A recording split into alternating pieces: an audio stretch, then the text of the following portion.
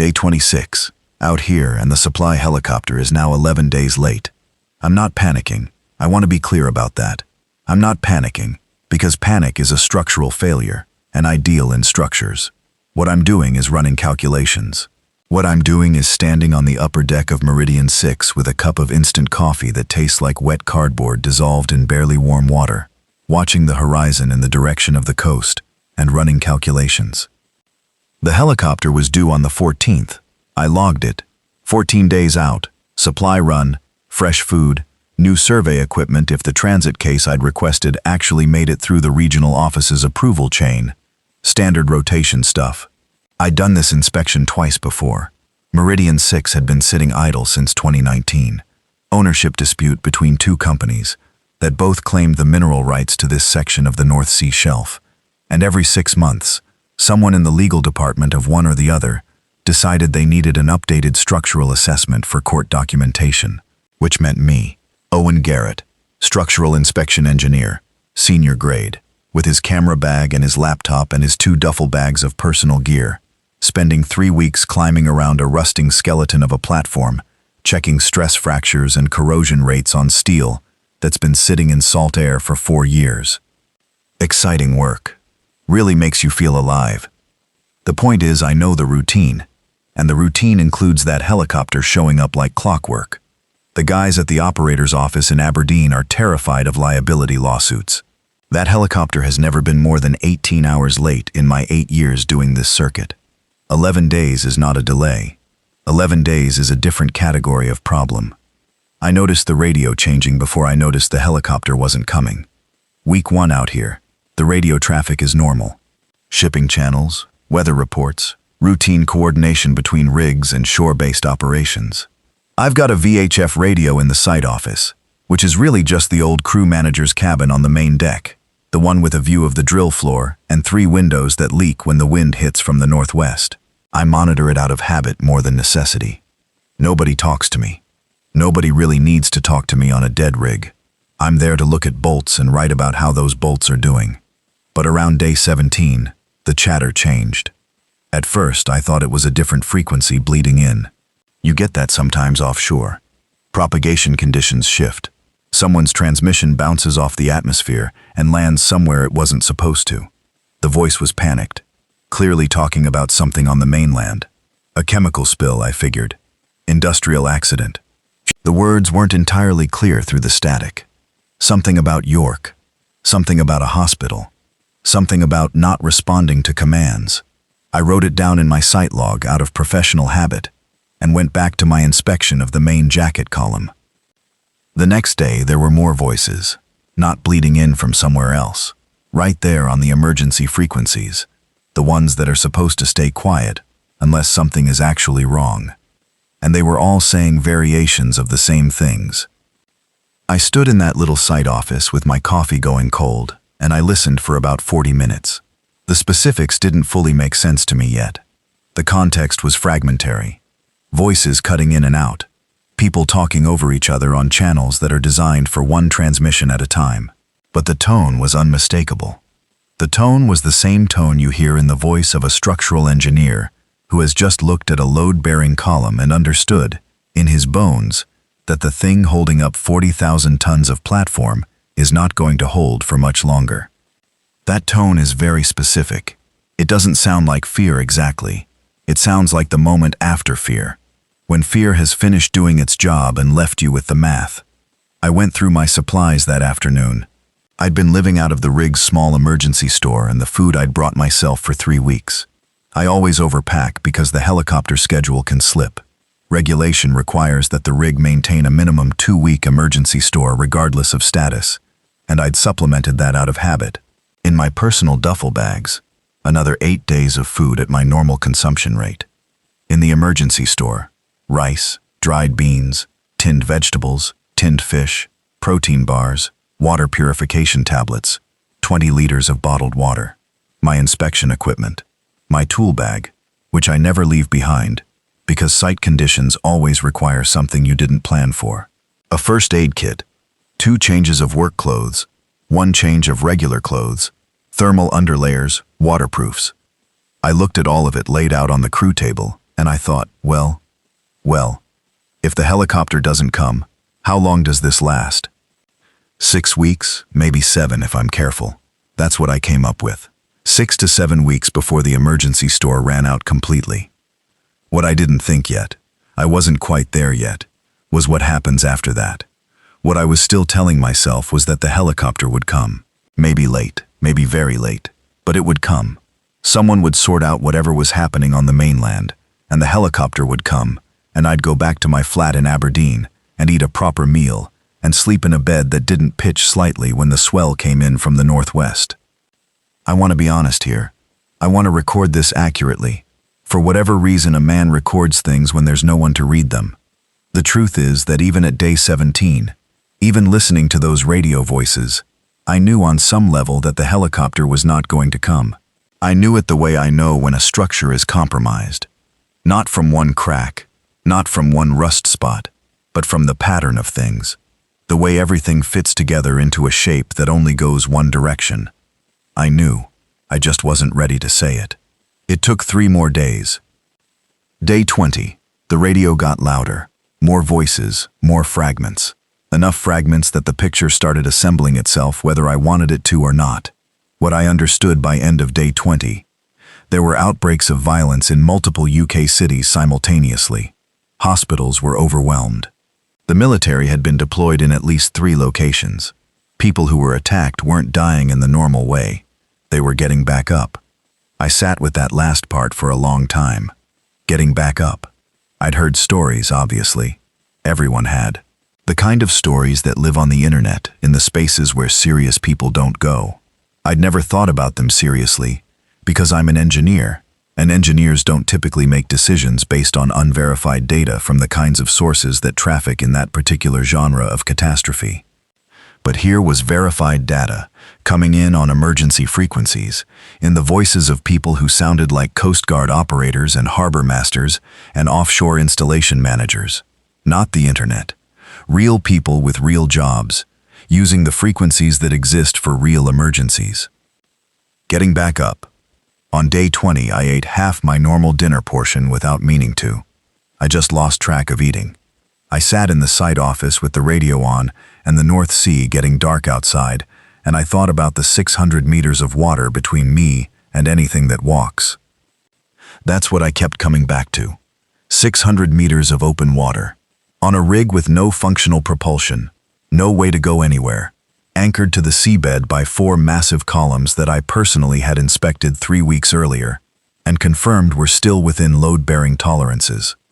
I was stuck out here. I'd understood that as a practical reality since day 1 of every inspection I'd ever done. You don't go anywhere until the helicopter comes. You're out here. The rig is your world. That's the deal. For the first time in 8 years of doing this, stuck felt like something other than just a logistical fact. Stuck felt like a very specific kind of luck. Day 23. The emergency broadcasts went from fragmented to continuous. Not many of them. The radio operators and harbor masters were clearly being picked off. But what was still coming through was enough. The word infected started appearing, then outbreak, then a Coast Guard transmission that I listened to 3 times to make sure I'd heard it right, because the operator was trying to stay professional, and I wanted to honor that by making sure I understood exactly what she was saying. She was saying, all marine traffic was advised to stay offshore. She was saying that coastal areas from Aberdeen down through Tyneside were experiencing severe public order disturbances. She was saying that she could not guarantee the safety of any vessel approaching within 3 nautical miles of shore. She said all of this in a voice that was trying not to shake, and then the transmission ended, and there was a gap, and then she came back on, and her voice was different, and she said something I couldn't entirely make out, something about the station itself, and then nothing. I sat with the radio for another 2 hours. Different voices, different fragments, none of them from her again. On day 24, I stopped waiting for the helicopter. On day 25, I started working. Let me tell you about Meridian 6, because if you're going to understand how I survived out here, you need to understand what I was working with. She's a medium-sized semi-submersible production platform, built 1998. Operator decommissioned 2019. The The superstructure sits on 2 parallel pontoons, with 6 columns connecting the deck to the pontoons. The deck itself is roughly the size of a large apartment building's footprint, not massive by industry standards, but substantial. When she was operational, she'd have had a crew of 80-odd people on any given rotation. By the time I inherited her, the count was 1. Me. What gets left behind when you decommission a rig is more than you'd think. The company that owned Meridian 6 had been through several layers of bankruptcy proceedings before the mineral rights dispute even started, and the result was that decommissioning had been partial. All the hazardous materials had been removed, properly certified. All of that was done before my first inspection. I checked the records. But a lot of the secondary equipment was still there, because removing it costs money, and the legal dispute made it unclear who was going to pay. So, what I had: main accommodation module on the upper deck, 12 berths, galley kitchen, mess room, 2 bathrooms, working water heaters, connected to a tank that collected rainwater, and had a filtration system I needed to check. But the filtration system ran off small solar panels on the roof of the module, and those were still working. Cold running water worked. I'd had hot water for 3 weeks with no thought, because the system had a diesel heating element, and there was still half a tank of diesel in the storage cell below. The site office, which had the VHF radio and a satellite phone, the phone was dead, had been dead since the second day of my inspection, because the satellite service contract had lapsed and nobody had renewed it, which I'd noted in my inspection report with some irritation. The emergency generator room, with a 75 kilowatt diesel generator that I'd tested on day 1 and confirmed was functional. I'd been running it for 3 hours a day to power the site equipment and charge my laptop and camera batteries. There was enough diesel in the main tank for roughly 6 weeks of that schedule. Tool stores, the real find. Whoever had been responsible for the rig's working equipment during operation had either been very organized or very lazy, depending on how you look at it, because the tool stores were essentially still fully stocked. Wrenches, clamps, cutting tools, welding equipment with 2 bottles of gas still attached, rope in multiple grades and lengths, chains, padlocks, heavy-duty cable ties, duct tape, a full box of safety gear, wire, bolts, nuts, brackets in 3 different standard sizes, a hand winch, 2 rope ladders that folded into a bag, a box of flares that I checked and found still within date. The thing about spending 8 years inspecting offshore infrastructure is that you develop a specific relationship with physical systems. You know what things are supposed to do. You know what they can do if you push them sideways from their intended purpose. A rope ladder isn't just for crew access. It's something you can cut up for cord if you need it. Welding equipment isn't just for repairs. It's a way to permanently seal a hatch. Wire isn't just wire. I spent day 25 making lists. Not panicking. Lists. By the end of day 25, I had a clear picture of what I had, what I needed, and the gap between those 2 things. The biggest gaps were food, long-term water reliability, and any kind of monitoring capability beyond what I could see with my own eyes from the main deck. On day 26, which is where I started, which is where I'm writing this now, the sun going down somewhere behind low cloud to the west, and the sea doing its particular shade of gray-green that it does in late afternoon, I made the first decision. The rig directly visible from the main deck, about 400 meters to the northeast, is a small satellite wellhead platform. No accommodation on it, just a stub of steel with a wellhead on top and a small service crane. They're connected by a legacy umbilical that runs along the seabed and surfaces in a J-tube on each structure. I'd inspected it on my second day out here. It had a small equipment locker that I hadn't spent much time with, because it wasn't part of my structural brief. I needed to know what was in that locker. I found the rig's workboat on day 1. It was still in the davit cradle on the southeast corner of the deck, a fiberglass rigid inflatable about 5 meters long, outboard motor attached. I'd tested the outboard during my initial check. It started, ran rough. I'd noted it needed a service. The boat was here for crew emergencies, medical evacuations, that kind of thing. It took me most of the next morning to get the davit system working well enough to lower the rib to the water. The wire was stiff, and the release mechanism needed lubricating, but I had grease in the tool store and time, and eventually she went down. I tied it off to the rig's work platform at water level, the small ledge of grating just above the waterline that workers used for boat access. Getting into the RIB from the water platform wasn't elegant. Getting it across 400 meters of North Sea chop in a stiff easterly to a platform with no dedicated boat landing wasn't either. What I found in the wellhead platform's equipment locker: one emergency life raft in its canister, inspection date 2021, probably past service life but worth keeping.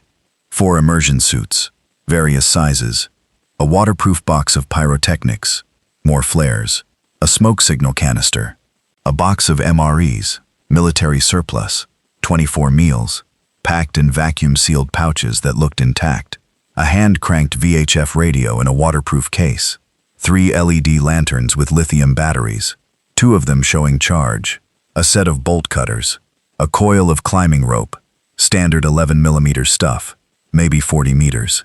And at the very back of the locker, under a folded tarpaulin that smelled like diesel and old fish, a Pelican case that I almost didn't open because I assumed it was seismic equipment left by the survey crew.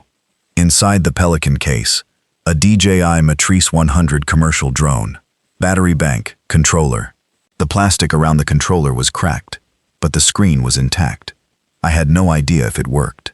I sat on the grating of the wellhead platform with the North Sea rocking me gently and a box of MREs between my legs and a drone I didn't know if I could fly. And I thought about how odd it was to be grateful, not to anyone in particular, just to the universe, I suppose, for the specific chaos that had led to a survey crew leaving this equipment behind in a locked box on an unmanned wellhead platform in the middle of the North Sea. I took everything. The trip back was worse than the trip out, because the wind had picked up and the RIB didn't love it. But I got everything aboard and hauled the boat back up on the davit and stood on the work platform, looking down at what I'd recovered. MREs alone pushed my food supply past 11 weeks at normal consumption. Climbing rope gave me options I didn't have before. The bolt cutters were immediately useful. The hand crank radio meant I could monitor the VHF without burning my main generator's diesel. The drone. I spent 3 days figuring out the drone. The batteries needed charging. There was a solar charging panel in the case, one of those folding flexible ones, and I set it up on the main deck roof in a spot that got reasonable sun even through the cloud cover we were getting. I charged the battery bank first, then the flight batteries, which took longer than expected. The controller charged from the bank. On the 3rd day, I powered everything on. The drone's lights flickered to life, and I sat there with the controller, feeling a specific kind of relief that I wasn't entirely prepared for. I'd used drones for inspection work before. Not this exact model, but similar. Commercial inspection drones aren't complicated to fly once you understand the principles. I took it up to about 30 meters on the first flight, just checking that the camera worked and the controls responded properly. The camera was fine. The gimbal was a bit stiff, but operational. On the 4th day, I flew it toward the coast. I should explain where Meridian 6 sits. In fair weather with a decent pair of binoculars, you can just make out the coast from the main deck. Not clearly. It's a smear on the horizon, darker than the sea, the outline of land, and nothing more. In clear weather with the binoculars, I could sometimes make out what might have been a town, a cluster of shapes that could have been buildings. But I couldn't see anything useful. The drone changed that. At a kilometer of horizontal range, the camera was good enough to pick up real detail. What I saw on the coast on day 30 wasn't what I expected. I expected fire. I expected the obvious cinematic disaster. Smoke columns, explosions, the things you'd put in a film. There was some smoke, yes, in 2 or 3 places, but less than I'd imagined. What was more striking was the stillness. The coastal road that ran along the waterfront was empty. No cars moving, no lights. The harbor, which should have had boat traffic and dock activity even in mid-morning, looked completely stopped. A few boats still at their moorings, one tipped over against the dock like it had come in hard, and nobody had straightened it. The buildings were just buildings, nothing burning, nothing obviously collapsed. It looked like a town that had been paused, like someone had hit stop on a recording and walked away. I watched for 20 minutes before the drone's battery got low enough that the system gave me a return warning. I brought it back and set it to charge. That evening I sat in the galley of the accommodation module and ate beans and rice. First time I was eating from the emergency stores, which felt like crossing a line, and I thought about what the stillness meant. I'd been imagining something urgent on the coast, something active and terrible, but stillness is its own kind of terrible in my experience. The worst structural failures I've seen have been in structures that were still and quiet, and then without warning, gone. It's the thing you can't hear moving that you need to worry about. I ate slowly. I washed my bowl. I went through my numbers again. Then I did something I hadn't done in 3 days. I sat down with the hand crank radio, and I listened. Most of the VHF emergency channels were quiet now, quieter than they'd been a week earlier, which was worse than more noise would have been. What I found, after scanning through everything I could reach, was a BBC emergency broadcast on the AM band. Automated, the same message cycling on a 30-minute loop. The kind of broadcast they use when normal radio operation is impossible. It had the tone of something that had been recorded 2 or 3 days ago, and then put on a loop by someone who was no longer there to update it. The broadcast said, "Remain indoors if possible. Avoid contact with infected individuals. Do not approach anyone displaying signs of aggression or altered movement." Military and emergency services were responding, but their capacity was limited. It gave a phone number for a coordination center that I knew was useless because I had no phone service, and it said more help was coming. That last part, more help was coming. That's how you know a message was recorded by someone who didn't know yet how bad things were. I clicked the radio off. More help is coming. I looked at the ceiling of the site office for a while. There was a rust stain in the corner of the ceiling that I'd been meaning to log for my inspection report. I'd been meaning to log a lot of things that now seemed like they belonged to a different era of human experience.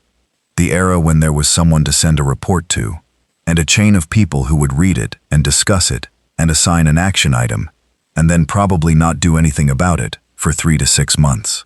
The era of inaction through process, as opposed to inaction through catastrophe. I found myself almost missing the bureaucracy. Almost. I slept at 9 o'clock that night, which is early for me, because I'd decided to start adjusting my schedule to natural light. Running the generator for light and heat was going to become a calculation soon, and the sooner I adjusted to getting up with the light and going down with the dark, the more time I'd buy on the diesel. In the dark, before I slept, I could hear the platform moving. You always hear it out here, but you stop noticing it after a few days, the way you stop noticing a sound that's always there. Steel flexing against the swell, the groan of the chains and the slight percussion of waves against the column walls. It's not an uncomfortable sound. It's honest, in a way. The platform doesn't pretend the sea isn't moving. It just absorbs it and complains a little, and keeps standing. I lay there listening to it and I thought, okay, this is the situation. You're out here. This works in your favor for now. Make it work longer. Sleep came easier than it should have. The first real problem I solved was water. The accommodation module's rainwater tank could hold 3,000 liters, and the collection system worked well enough in theory, but the filtration setup was designed for crew use, 80 people rotating through, with the expectation that supply ships would regularly bring bottled water for drinking. The filter hadn't been serviced since the rig went dark in 2019. I tested the output water on day 32, with the test strips from my first aid kit. Basic stuff.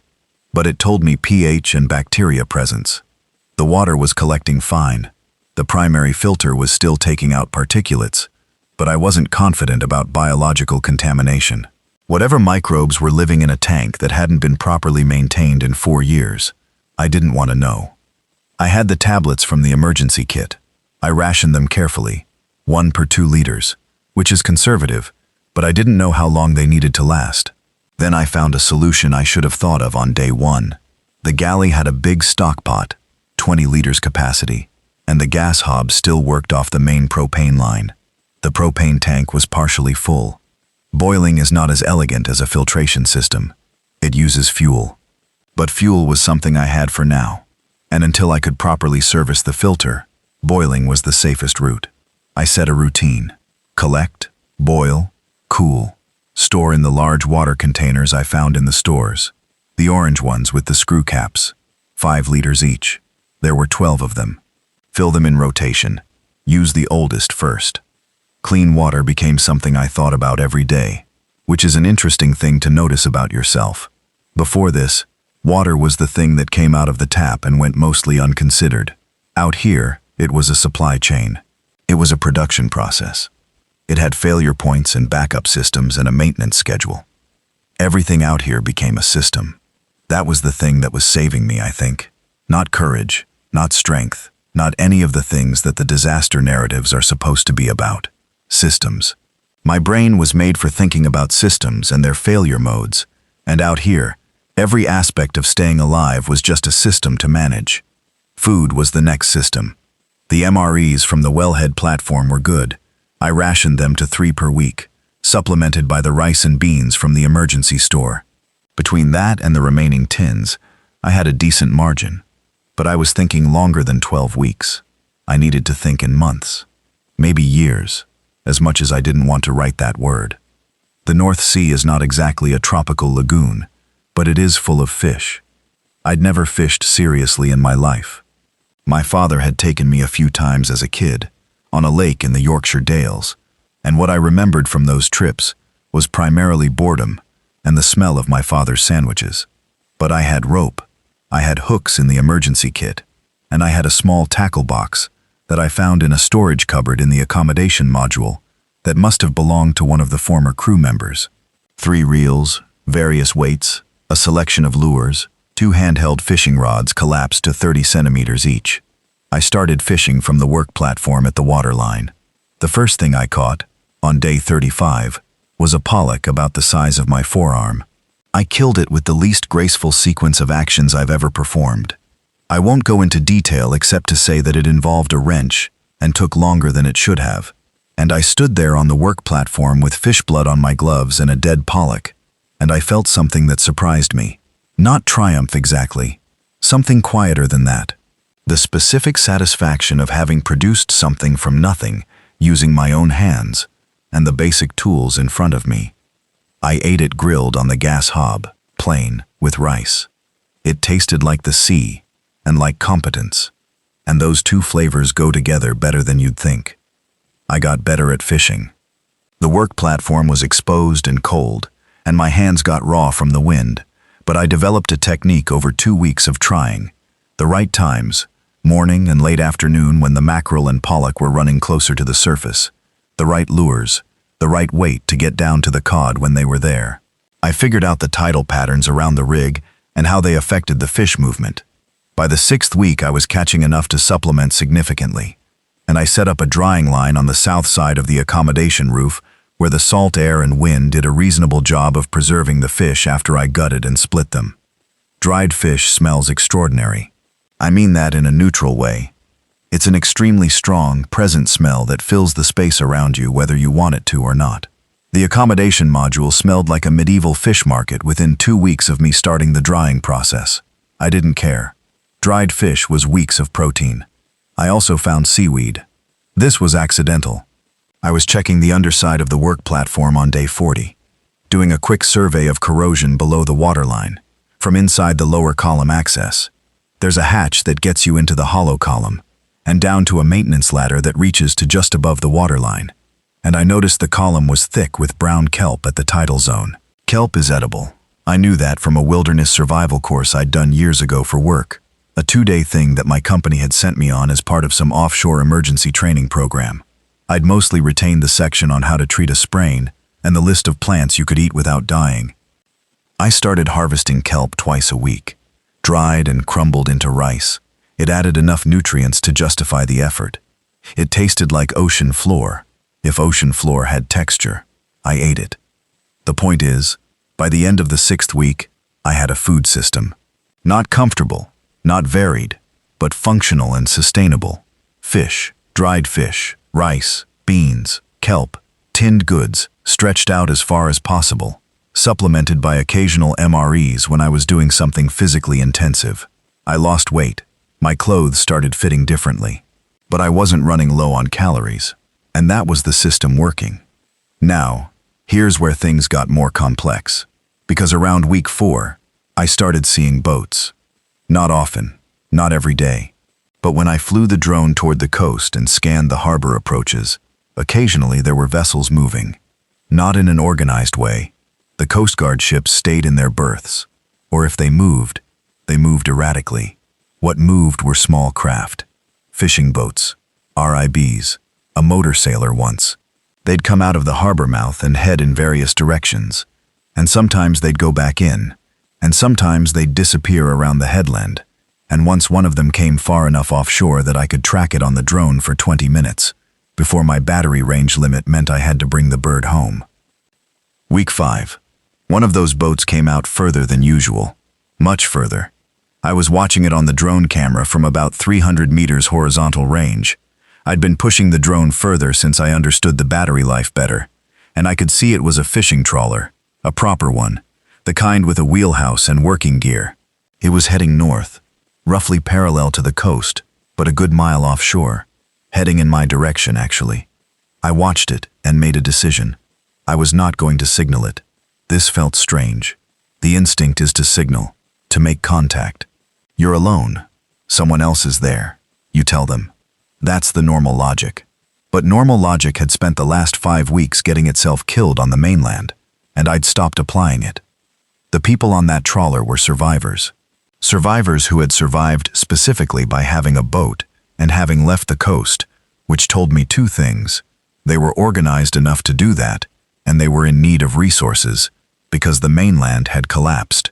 A rig like Meridian 6, to a resourceful survivor who knew what to look for, would be a prize. Emergency stores, tools, fuel, shelter. I had no idea who these people were. I had no idea whether contact would go the way I needed it to go. I doused everything that could be visible on the main deck, and I went inside, and I waited. The trawler came within a mile of the rig, close enough that through my binoculars I could see the wheelhouse windows, though not the faces in them, and then it changed course slightly and went northeast, and eventually it was gone. I sat in the site office for a while after that. The radio was on, but quiet. The hand crank radio was in my lap, hiding. I was hiding on a mid-sized, semi-submersible platform in the middle of the North Sea, and the question of whether that was the right call was one I was going to be chewing on for a long time. Here's what I came to. Right now, in the early chaos of whatever this was, the risk calculus of contact with unknown survivors was not in my favor. I was one person, on a structure with limited resources. If I made contact and the contact was with people who were desperate and armed, I had no leverage and no backup. If the contact went wrong, I'd lose everything I'd built. But if I stayed invisible, I kept what I had. Staying invisible on an offshore platform is actually not difficult, if you think about it correctly. The main things that give you away from a distance are light and smoke. No fires on deck after dark. The generator ran during the day and only for essential periods. I taped black garbage bags over the windows of the accommodation module at dusk. It looked awful and felt slightly crazy, but it meant no light leak.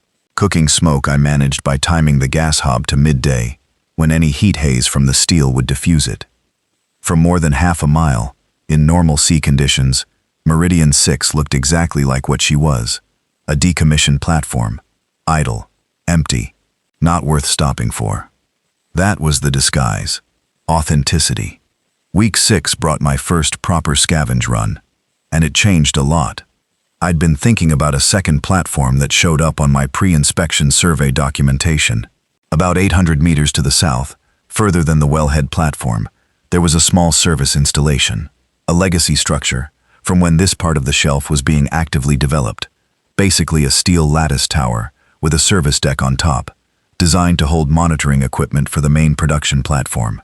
It was called MS4 in the documentation, and it was old enough that it predated digital record keeping. The structural drawings I had were photocopies of hand-drafted originals. I took the RIB out to MS4 on a calm morning in week 6. The crossing was rougher than the wellhead trip had been because MS4 was further, and the swell was coming from the southwest that day, a long, low roll that the RIB climbed and descended with mild enthusiasm. Getting aboard was the challenge. The original crew ladder had corroded so badly that the bottom 6 rungs were just gone. I ended up using the climbing rope from the wellhead locker, grappling the top rail with a hook I'd made from a spare piece of structural rebar, and climbing hand over hand in a way that used every muscle in my arms, and reminded me that I was 39 years old and not getting younger. What was on MS4 was different from what I'd expected, and better. The service deck had an equipment cabinet, modern, stainless steel, padlocked. The bolt cutters from the wellhead locker opened it in about 4 seconds. Inside, a compact water maker, a small reverse osmosis unit, the kind used on survey vessels and workboats to produce drinking water from seawater. It had a 12-volt pump and a set of membranes that looked clean, sealed in plastic. This was recent equipment. The serial number dated it to 2020, which meant someone had placed it here after the rig went idle, probably for the survey teams who were accessing the platform as part of the legal dispute work. I also found a marine-grade solar charging system, 200 watts, with panels mounted on the south face of the cabinet housing. Fully charged controller, battery bank, intact. A box of marine safety equipment, including 4 more immersion suits and an APIRB, emergency position indicating radio beacon, which I immediately put to one side and thought about carefully, because an APIRB is basically a come find me beacon that you're supposed to activate only in genuine distress, and which would broadcast my position to whatever remained of maritime rescue services. Right now I did not want anyone finding me, so the APIRB went in the RIB and came back to the main rig and went into a cabinet in the tool store. I might want it eventually, just not yet. The water maker was the thing. I brought it back to the rig and spent 3 days integrating it with the main accommodation module's electrical system. The seawater intake was a piece I had to improvise. I used a length of hose from the tool store, run through a small hole I drilled in the lower bulkhead just above the waterline, with a pre-filter made from a cut-open water bottle packed with layers of filter floss from one of the aquarium-style filters I found in the accommodation module kitchen. Crude but adequate. The RO unit had its own membrane filter which did the real work. When I turned it on and clean fresh water came out of the output line, I sat back on my heels and felt the specific satisfaction of a system that works. Pure water, unlimited water as long as the solar panels had sun and the sea was there, which both of those things were going to be true indefinitely. Water was solved. Completely, indefinitely solved. I went back to the site office and updated my resource log. I kept a log in my site inspection notebook.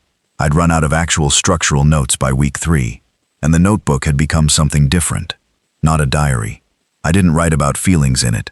I wrote about resources and systems and plans. What I had, what I needed, what was working, what needed attention. I updated the water section and then sat for a moment looking at the numbers. Food, sustainable but limited variety, adequate caloric intake. Water, indefinitely solved. Power, diesel generator on limited schedule, supplemented by solar, adequate. Shelter, solid. Weather tight enough, cold but manageable. Security, currently excellent due to distance and concealment strategy. Communication/monitoring, drone operational, VHF monitoring, no outbound transmission. It looked good on paper. It felt good on paper. The feeling underneath the paper was something else, which was the feeling of a man who understood that he was sitting in the middle of the North Sea in a very stable set of circumstances that were going to remain stable for as long as nothing new happened. Something new was about to happen. Week 7, the trawler came back. Same one, I thought. Same general profile, though at this range I couldn't be certain. It came from the south this time, and it was moving more slowly. Not trawling, not fishing with gear deployed, just moving slowly with purpose. Looking. I watched it through binoculars from the site office window, which gave me a view angle where I was back from the glass, and my face wouldn't catch light. The trawler quartered the area to my south, moving in a rough grid pattern, and then it turned northeast, and I lost it behind the accommodation module. I picked up the drone controller. I tracked the trawler from about 200 meters horizontal, flying the drone low over the water so it wouldn't silhouette against the sky. On the camera, I could see the wheelhouse and the deck. 3 people on deck. 2 men and a woman, from what I could tell, One of them was at the bow with binoculars scanning the horizon. One was by the stern, checking what looked like a fishing net, and one was in the wheelhouse. The man at the bow swept his binoculars slowly around, and at one point was looking in the general direction of Meridian 6. I held my breath in a way that was completely irrational, given that the man was several hundred meters away and looking at a large structure, not at my drone. He looked for a while. Then he dropped the binoculars and said something to the other person on deck, and they both went into the wheelhouse. The trawler changed course slightly and started moving east. Was it obvious? Had they seen something? Had my invisibility strategy failed? I brought the drone back, and I waited. 4 hours. The trawler didn't come back. Either they hadn't seen anything that interested them enough to investigate, or they'd decided a decommissioned platform with no lights and no visible activity wasn't worth the approach. Whatever it was, they left, and I filed it in my brain as, the strategy works, but these people are looking, and they'll be back. I started thinking about what would happen if they came in close enough to want to board. The obvious answer was the welding equipment. Every hatch and access door on the rig that someone could get through from the outside. Boat landing, the main ladder access on the northeast column, the crane access hatch on the south side. I could weld them shut. It would make those accesses permanently unavailable to me as well, so I needed to think carefully about which ones I actually used. In the end, I settled on keeping 3. The main staircase access from the column base to the main deck, which I used every day, the boat landing which I needed for the RIB, and the west side access, which was my secondary route in case I needed it. Everything else I welded.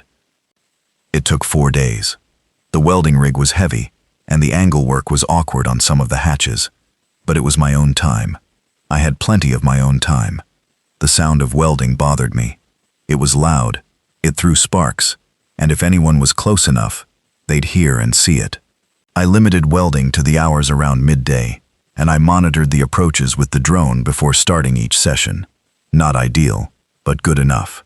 After the welding was done, I added secondary reinforcement to the 3 active hatches. Lengths of heavy chain with padlocks on the interior side. If someone cut the exterior lock, they'd find a chain on the inside they couldn't reach. The main stair access got a welded bar bracket as well, so the chain couldn't be easily pulled. From inside, I could move through my rig freely. From outside, Meridian 6 was sealed. It was, I have to admit, a good feeling. Not safe. Safety isn't a feeling so much as a calculation, but competent. I felt competent, which is a currency I know how to value. The weird stuff started around week 8. I've been trying to figure out how to write about this part. The honest account is what I want, not a dramatic one. The honest account is that a man alone on a steel structure in the middle of the sea for 8 weeks starts to experience things that are hard to categorize. And the honest question is always, is this real? Or is this what solitude does to a brain that's not getting enough input? I'll tell you what I saw and what I concluded. You can draw your own lines. Week 8, day 53, 4 in the morning. I woke up because of the noise, or what I thought was a noise. A sound from somewhere below, not the groaning of the structure, which I could identify in my sleep by then, but something else. Something with a rhythm that was almost but not quite like the swell. A tapping, regular, 3 taps, pause, 3 taps. I lay in my bunk for 30 seconds deciding what to do about this. Then I got up, put on my thermal underlayers and boots, picked up my largest wrench, the one I kept next to my bunk for reasons I hadn't consciously examined, and went out of the accommodation module into the main deck. The main deck at 4 in the morning is not a comfortable place. It's dark, obviously, and the deck lighting had all been removed when the rig was decommissioned, so it was my torch or nothing. Cold, that specific North Sea cold that isn't just temperature, but carries weight, puts pressure on your face. The wind was down to about force 3, which meant the sea was choppy, but not rough. I stood on the main deck and listened. 3 taps, pause, 3 taps. Coming from the northeast column, the one with the main stair access. I went down. The column interior.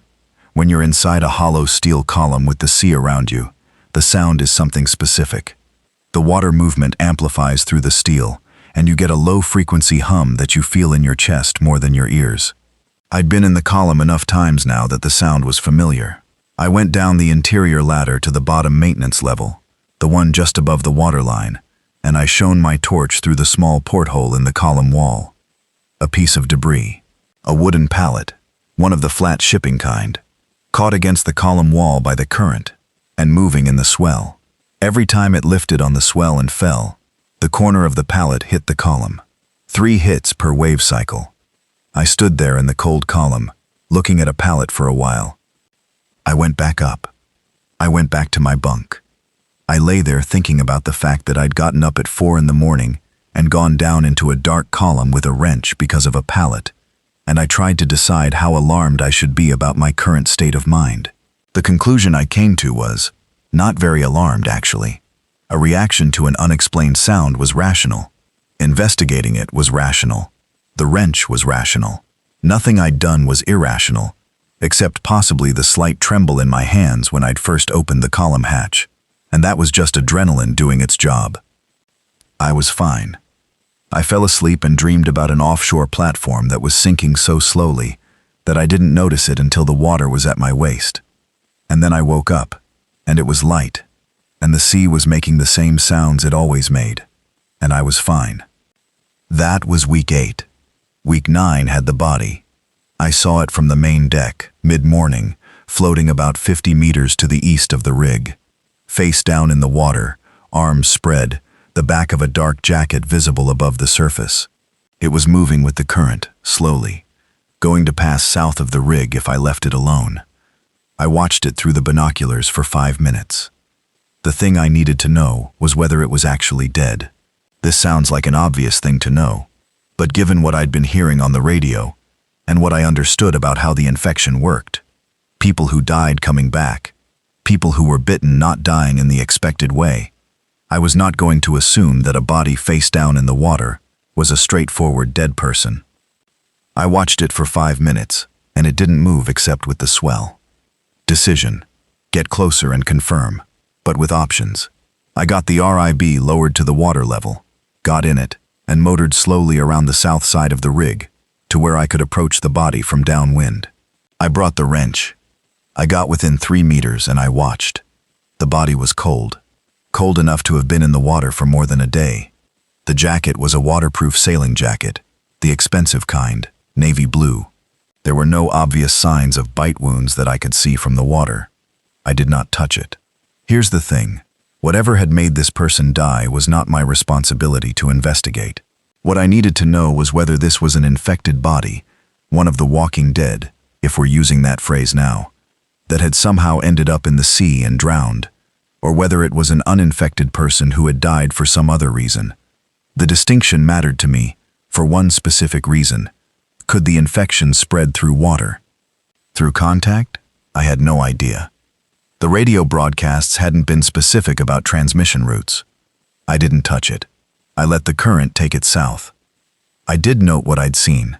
The sailing jacket was from a brand that made them for offshore yacht racing. This person had been on a boat. The boat might have been anywhere, but the current patterns around this part of the shelf meant there was a reasonable chance they'd come from somewhere up coast, somewhere to the north of me maybe, which meant there were people north of me who were either infected or in danger, or both. I filed this and moved on. The second weird thing from week 9 was what I saw on the drone. I'd been flying regular monitoring runs to the coast every 2 to 3 days, always from different altitudes and bearings, so that if anyone was watching with their own optics, they wouldn't establish a pattern. On day 61, I flew east along the coast for further than I usually went, pushing the drone to the edge of its reliable range, and I found the harbor of what I thought was a larger town about 3 miles from my usual observation point. The harbor had a Coast Guard vessel still tied up, and that wasn't interesting. But what was interesting was the dock area. There were people on the dock, 8, 10, maybe 12 people. It was hard to count from the altitude I needed to maintain to avoid detection. They were doing something organized, not running, not fighting, just moving in a group with apparent purpose, loading boxes onto a smaller vessel, working together. A survivor group, an organized one. I watched them for as long as I dared before battery range became critical.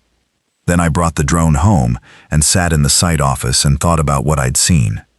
Organized survivors, with access to a vessel, working together. On the positive side, proof that functioning human groups still existed. On the negative side, they had a vessel, and they were clearly motivated to gather resources, and if they found a functioning offshore rig, with an emergency store and tool supplies, I would move directly to the top of their priority list. I doubled down on the concealment. No deck activity after 8 in the morning or before 4 in the afternoon. The low-light windows when anyone approaching from the coast would have the sun in their eyes, and visibility was reduced anyway. I removed the few remaining visible markings from the main deck that identified the rig by name, on the theory that a named rig would show up in maritime records that a sufficiently motivated survivor could access. I repainted, with leftover undercoat paint from the tool store, brushed on by hand, the section of the main column that had the rig's registration number stenciled on it, coating it in the same gray as the structure. An unidentified decommissioned platform in the middle of the North Sea. That's what I needed Meridian 6 to look like. I kept watching the coast. Week 10, Week 11. The survivor group in the harbor appeared again on 3 separate drone runs, always at the dock, always organized, always working on their vessel or unloading things. I couldn't tell where they were coming from or going. They could have been running a scavenging circuit up and down the coast. They could have been trying to organize a larger evacuation. They could have been doing anything. What they weren't doing, in the first 11 weeks I watched them, was coming out to the offshore platforms. I counted that as a narrow thing and kept working. Week 10 was when I found what the previous crew had left behind. Not in any of the obvious places, not in the stores or the accommodation module or the tool room. What I found was in an area I hadn't accessed during my normal inspection scope, the subsea control module room, a space below the main deck, accessible through a hatch that required a specific hex key to open. I had the hex key in my inspection kit because SSCM access is part of the structural inspection protocol, but I hadn't gone down there yet because the structural elements I needed to assess were accessible from the main deck. I went down there in week 10 because I was bored and systematically curious, and I wanted to know everything about this structure. The SSCM room smelled of old oil and something chemical I couldn't identify. Not harmful, probably. Just the residue of the hydraulic systems that used to run the subsea controls from this room. The room itself was small, low-ceilinged, with equipment racks on 3 walls, still holding the dead control panels and server boxes of the old production system. There was a stool in the corner, the kind of backless industrial stool that gets dragged around by whoever needs to sit near a specific piece of equipment. Under the stool, duct taped to its underside, was a metal case about the size of a hardback book. I had to pull the stool aside and crouch down to see it properly. The tape was intact, which meant this had been placed here deliberately and not disturbed since. I peeled the tape back carefully and took the case out. Inside, a USB drive. 3 handwritten pages folded into the case. A photograph.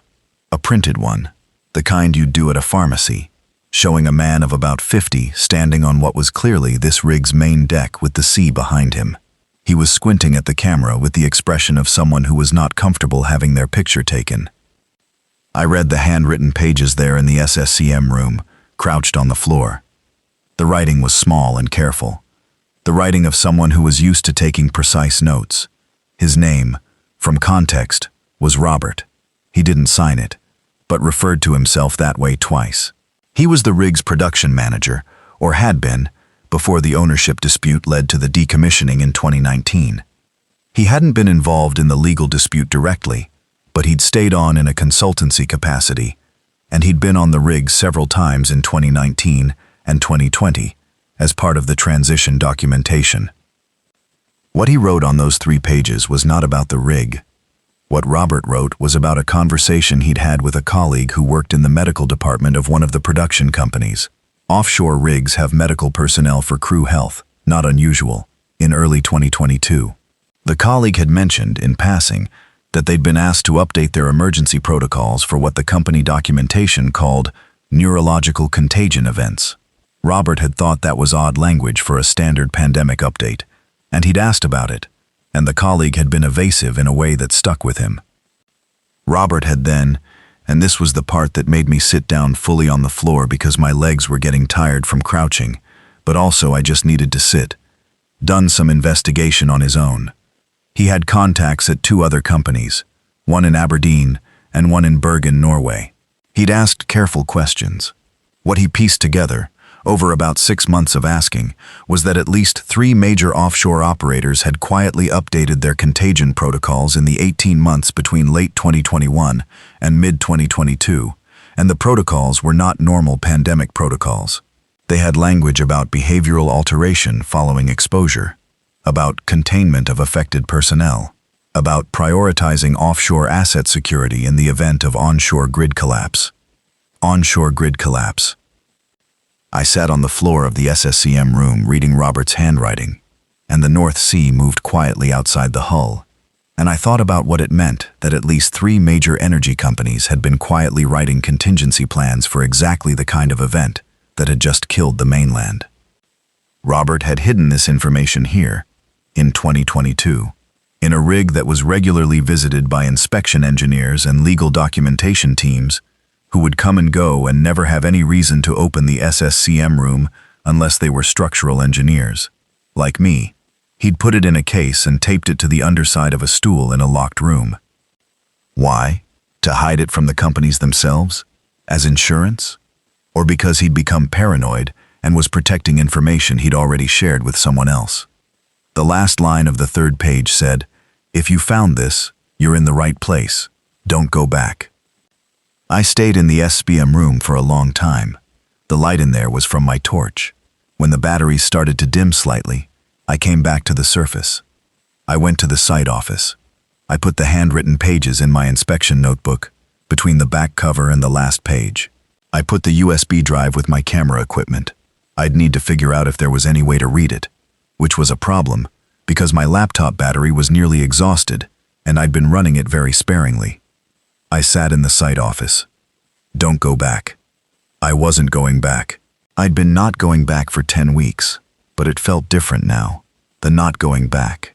It felt less like a practical decision, and more like the only rational response to the fact that the things that had happened on the mainland might not have been entirely accidental. I needed to think about that. I needed to think about it carefully and without jumping to conclusions, because the last thing I needed was to start seeing conspiracy in every piece of information, to let the isolation and the fear do the thing they do to thinking, which is to make connections that aren't there. Robert might have been wrong. Robert might have been paranoid in 2022 and left this note in a place where no one would find it, because Robert knew, on some level, that the paranoia was excessive and he wanted to protect it from scrutiny. Or Robert might have been completely right, and the world might have ended, partly because some people saw it coming and planned around it for themselves. I sat with both possibilities. Then I went and made dinner because it was getting dark and I needed to eat. The USB drive. My laptop died in week 6, which I'd expected. I'd extended its life by using it exclusively as a data device. Camera downloads, battery monitoring for the drone, the occasional write-up of notes. But the battery was finished, and without mains power, there was no charging it. And the solar system I'd built didn't have a 240-volt inverter, just 12-volt DC. The USB drive in the case from the SSCM room was a standard USB-A type. I couldn't read it without a laptop, and I didn't have a working laptop. On day 73, cleaning out a cabinet in the mess room that I hadn't touched since day 1, I found a tablet. Android tablet, cheap consumer model, still in its packaging box, unopened, with a USB-C port and a USB-A to USB-C adapter cable in the box. The tablet was dead, battery fully discharged after years in a box. I connected it to the solar battery bank's 12-volt output via a USB charging cable I found in the site office drawer. The small multi-channel USB charger that I'd assumed was useless without mains, but which actually had its own 12-volt input because it was a quality piece of kit designed for vehicle use. It took 8 hours to bring the tablet to life. When it booted. It actually booted, with a scratched-up Android interface and a camera that was cracked, but a screen that worked. I connected the USB drive. There were folders on the drive. Technical documents, most of them. PDFs and spreadsheets that were going to take me a long time to go through properly. But one folder was named differently from the rest. It was named, "For Whoever," in all caps. Inside that folder, 47 documents, PDFs, photographs, and a video. I watched the video first. Robert was in the video, the same face as the photograph, older maybe by a year or two, sitting at what looked like a home office desk, speaking directly to the camera.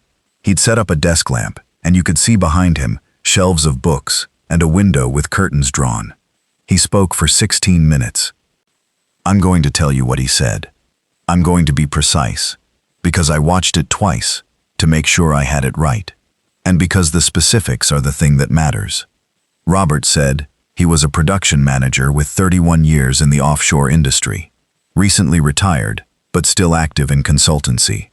He had become aware, through conversations with industry contacts that he named specifically in the video, he read out 3 names and 2 company names, that at some point in early 2021, a private risk modeling firm had circulated a report to several major energy companies. The report was about pandemic planning, ostensibly, but a specific type of pandemic, one affecting neurological function in a way that would cause behavioral disruption on a societal scale. The report had included, and Robert held up what appeared to be a physical printout of several pages while he spoke, scenarios for infrastructure protection in the event of widespread civil breakdown, offshore infrastructure specifically, oil rigs, gas platforms, processing vessels. The scenarios weren't about protecting the infrastructure from damage. They were about protecting the infrastructure as survivable assets for key personnel. Key personnel, those words. Robert put emphasis on them in a way that came through the 16-year-old video file on a cracked Android tablet. The PDFs in the folder were supporting documents. Some were portions of the report Robert was describing. Some were emails between executives at the companies he'd named, discussing the report. Some were internal policy documents updating emergency protocols, the same protocols his medical colleague had mentioned. And one PDF was a list of assets identified in the modeling as primary offshore refugia, suitable locations for long-term habitation if mainland conditions became untenable. Meridian 6 was on the list. This particular abandoned platform in this particular location, with these particular attributes, deep water column providing barrier to approach, sufficient deck space, documented emergency stores, structural integrity confirmed, was on a list that someone had made years before the world ended, as a place where certain people were supposed to go when things went wrong. Nobody had come, or nobody had made it. I sat with the tablet for a long time after the video ended. The screen went dim after 2 minutes, and I tapped it to keep it on, and then it went dim again, and I let it. I thought about Robert.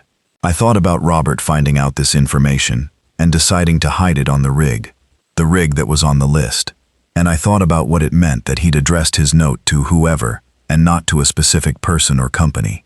He'd wanted someone to find it, someone who wasn't the companies, someone who was just a person trying to stay alive. He'd thought about me. He hadn't known about me specifically, but he'd thought about someone like me, an engineer who'd found himself on this rig with no way back and needed to understand why this particular location was worth staying in. Don't go back. He'd written that knowing that the person who found it would be in the right place already. I ate dinner. I read through the PDFs for 3 hours. Then I turned off the tablet to save battery and went to bed, and I lay in the dark, listening to the structure talk to itself.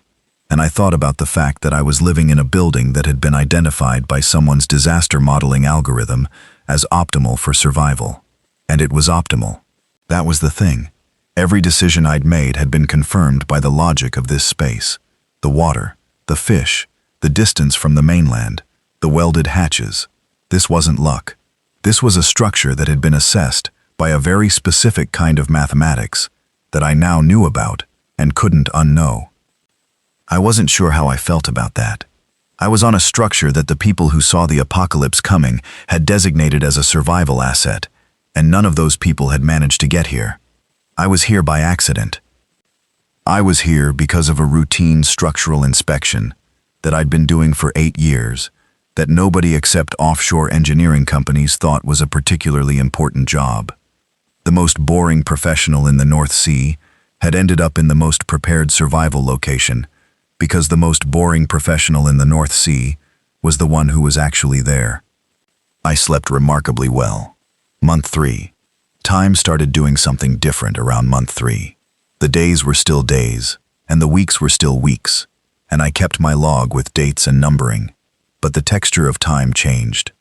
Individual days stopped having the same distinction they'd had in the first weeks. It was less like Monday, crisis; Tuesday, discovery; Wednesday, new system. It became more like weather, task, food, sleep, weather, task. A rhythm that was different from normal human life but not unpleasant. Honest in its way. Each day exactly as long as the light. I built more. That was the main thing of month 3. The main deck had a large crane, the knuckle boom crane that had been used in operation for lifting heavy equipment. It wasn't operational in any powered sense, because the hydraulics were dead, and the engine wasn't connected to the main power system, but the boom itself was there, and the hook was there, and the position of the crane was positioned over the south side of the deck, where it used to service the drill floor. I used the crane as a mounting point.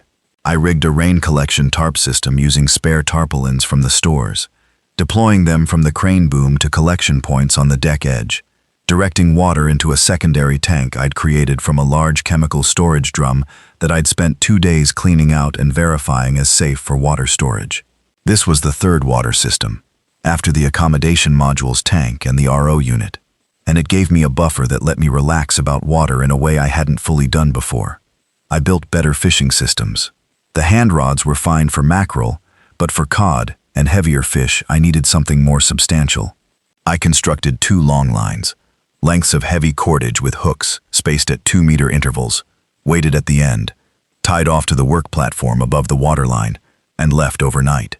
The first time I hauled one in the morning and found 3 cod on it, I sat on the work platform grating for a minute, just experiencing how absurdly competent I'd become at feeding myself. I started making tools, not complex things. A brace for carrying buckets, a hook system for hanging fish to dry in the best airflow spot, a better arrangement of the food stores so that I could see at a glance what was at the front of its use-by date. Small things, but each one made something a little more efficient, and in a life where efficiency was survival, small things accumulated.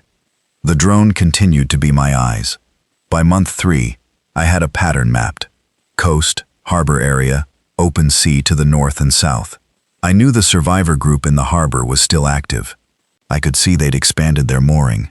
A second larger vessel had appeared at some point, tied alongside the Coast Guard ship. I watched them load and unload. In one session, I watched them drag what looked like a wheeled cart full of equipment down to the dock. Something large on the cart, machinery of some kind. They were building or installing something at the dock end. I also watched what was on the streets behind the harbor. There were infected. I could see them from drone altitude, if I flew low enough. They didn't look like what films had told me they'd look like. They weren't dramatic. They moved. They stopped. They moved again. No pattern I could detect. The streets nearest the harbor were mostly clear of them. Presumably the survivor group had done something about the immediate area. But 3 blocks back from the waterfront, the streets had clusters of figures moving with that particular aimless, unhurried gait. You could tell them from distance by the randomness. A normal person walking has a direction, a purpose, something in their movement that says where they're going. The infected walked like people who had forgotten where they were going, and were still trying. Some of them had been down there for 3 months. Whatever they were eating, they were sustaining themselves enough to keep moving. I didn't want to think about what they were eating. I watched one group of 8 or 9 of them on a street near the harbor, on a clear morning when the drone camera was showing well. They were all gathered around something. A car, I thought, parked against a building. They stood around the car for 20 minutes while I watched, pressing against it, hands on the metal, just standing there. Then something on the next block made a sound I couldn't hear from the drone, and the whole group turned at once, every single one of them at the same moment, and started moving toward the sound. Just like that, from stillness to direction, sound.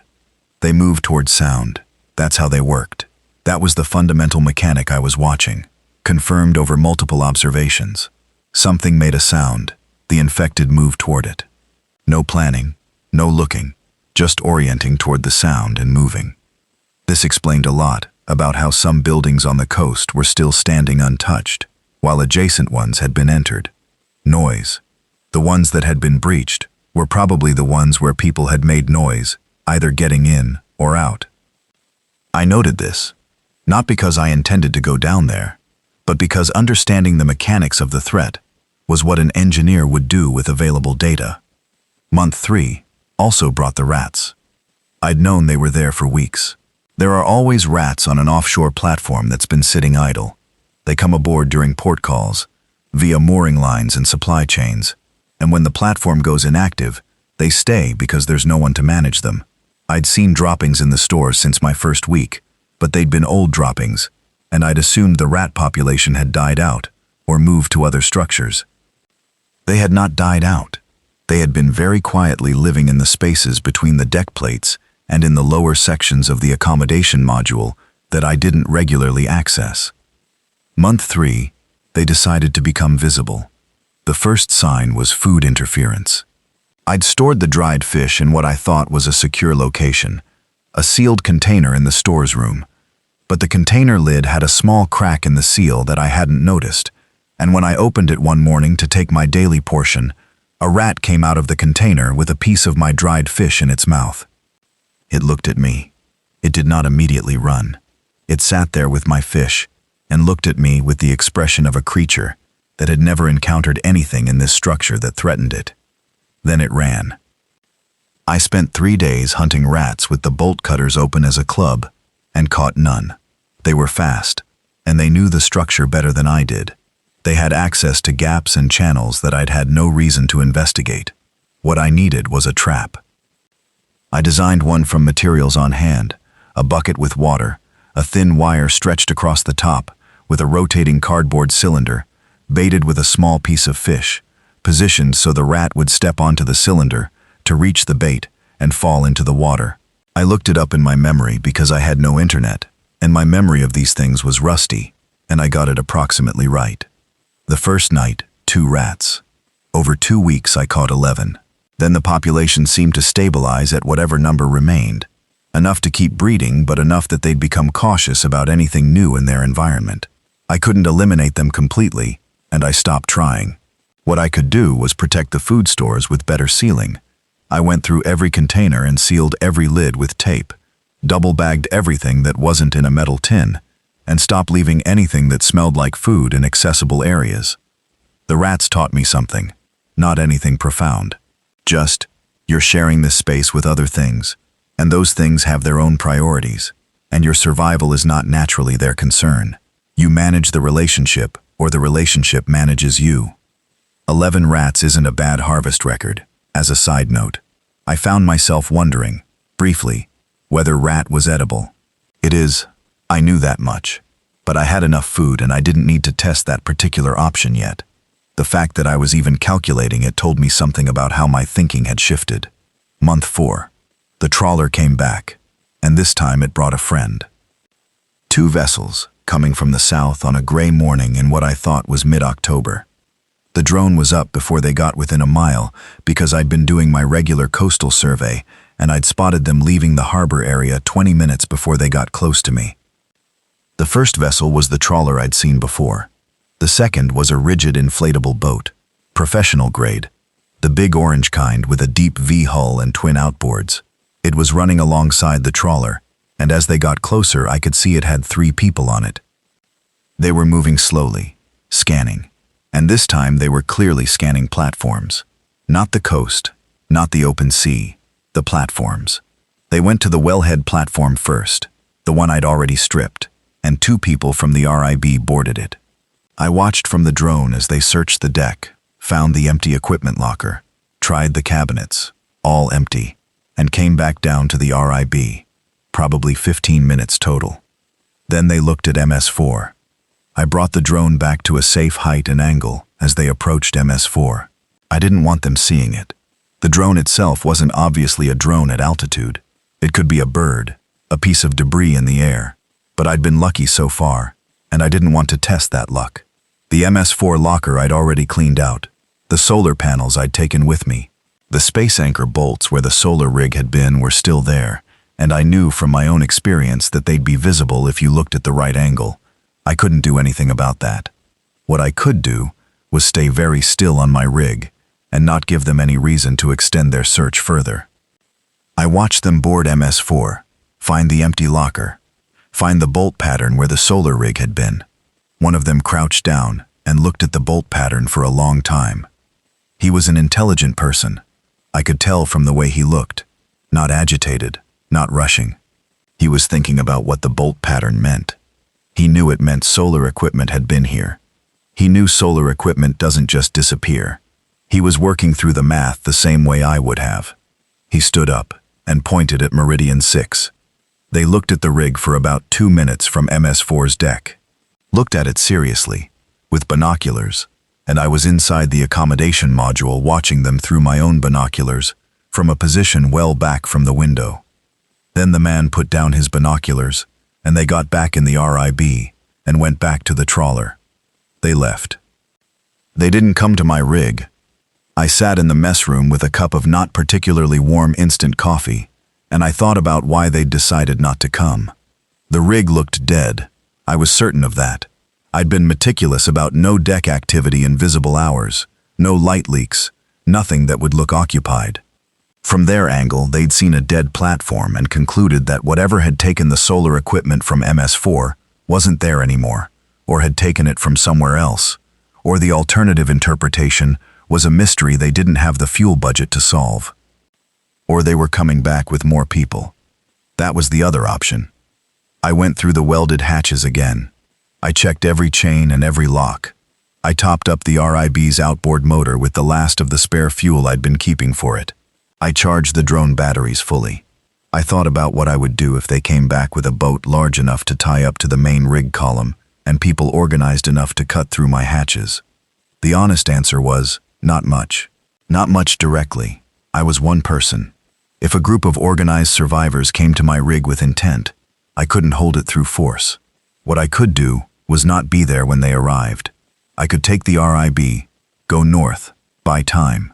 The problem with north was that north was the direction the body had come from, and the body meant people who were in trouble up there. And the coastline north of me, from what my drone surveys showed, was even less organized than the harbor area. I sat with the problem.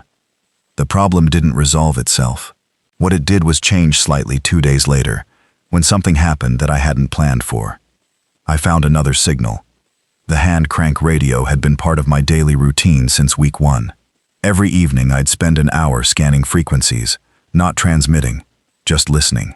Most of what I heard was static. Occasionally the automated BBC broadcast, still cycling on AM. Once, about 3 weeks in, I'd heard what sounded like a voice on a marine VHF channel, but it had been so fragmentary that I couldn't be sure it was a real transmission and not reflected interference.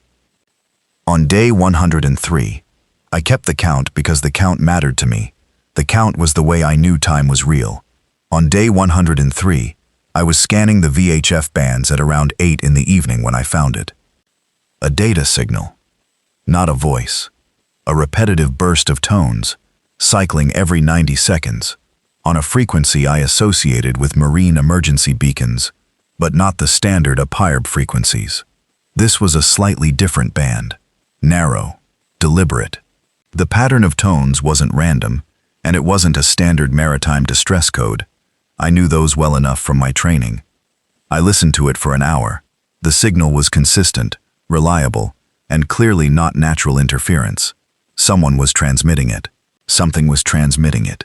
Either a programmed device sending on a loop, or a person operating some kind of keyed transmitter on a schedule. I did not respond. Not immediately.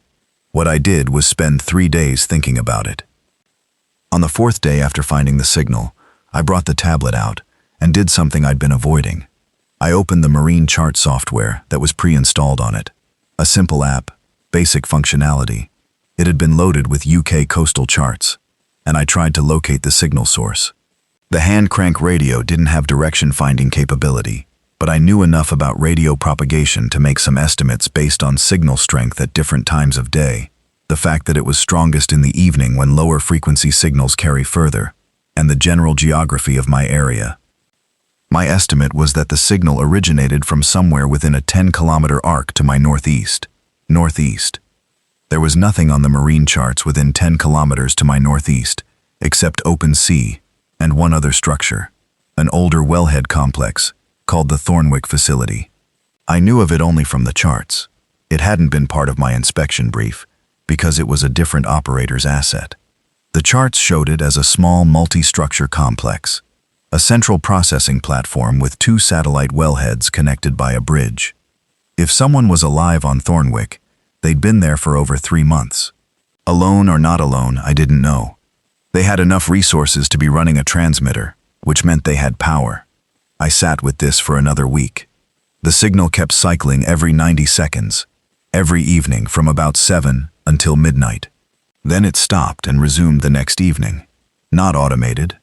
An automated loop would run continuously. Someone was turning it on and turning it off. A person, making a deliberate decision each evening to transmit and then stop, making a choice about who might hear it. On day 114, I made a decision. Not to respond, not yet. To get eyes on Thornwick. The problem was range. The drone's reliable operational radius was about 800 meters with return margin. Thornwick was over 3 kilometers away. I couldn't fly there and back on a single charge. But I could fly there without coming back.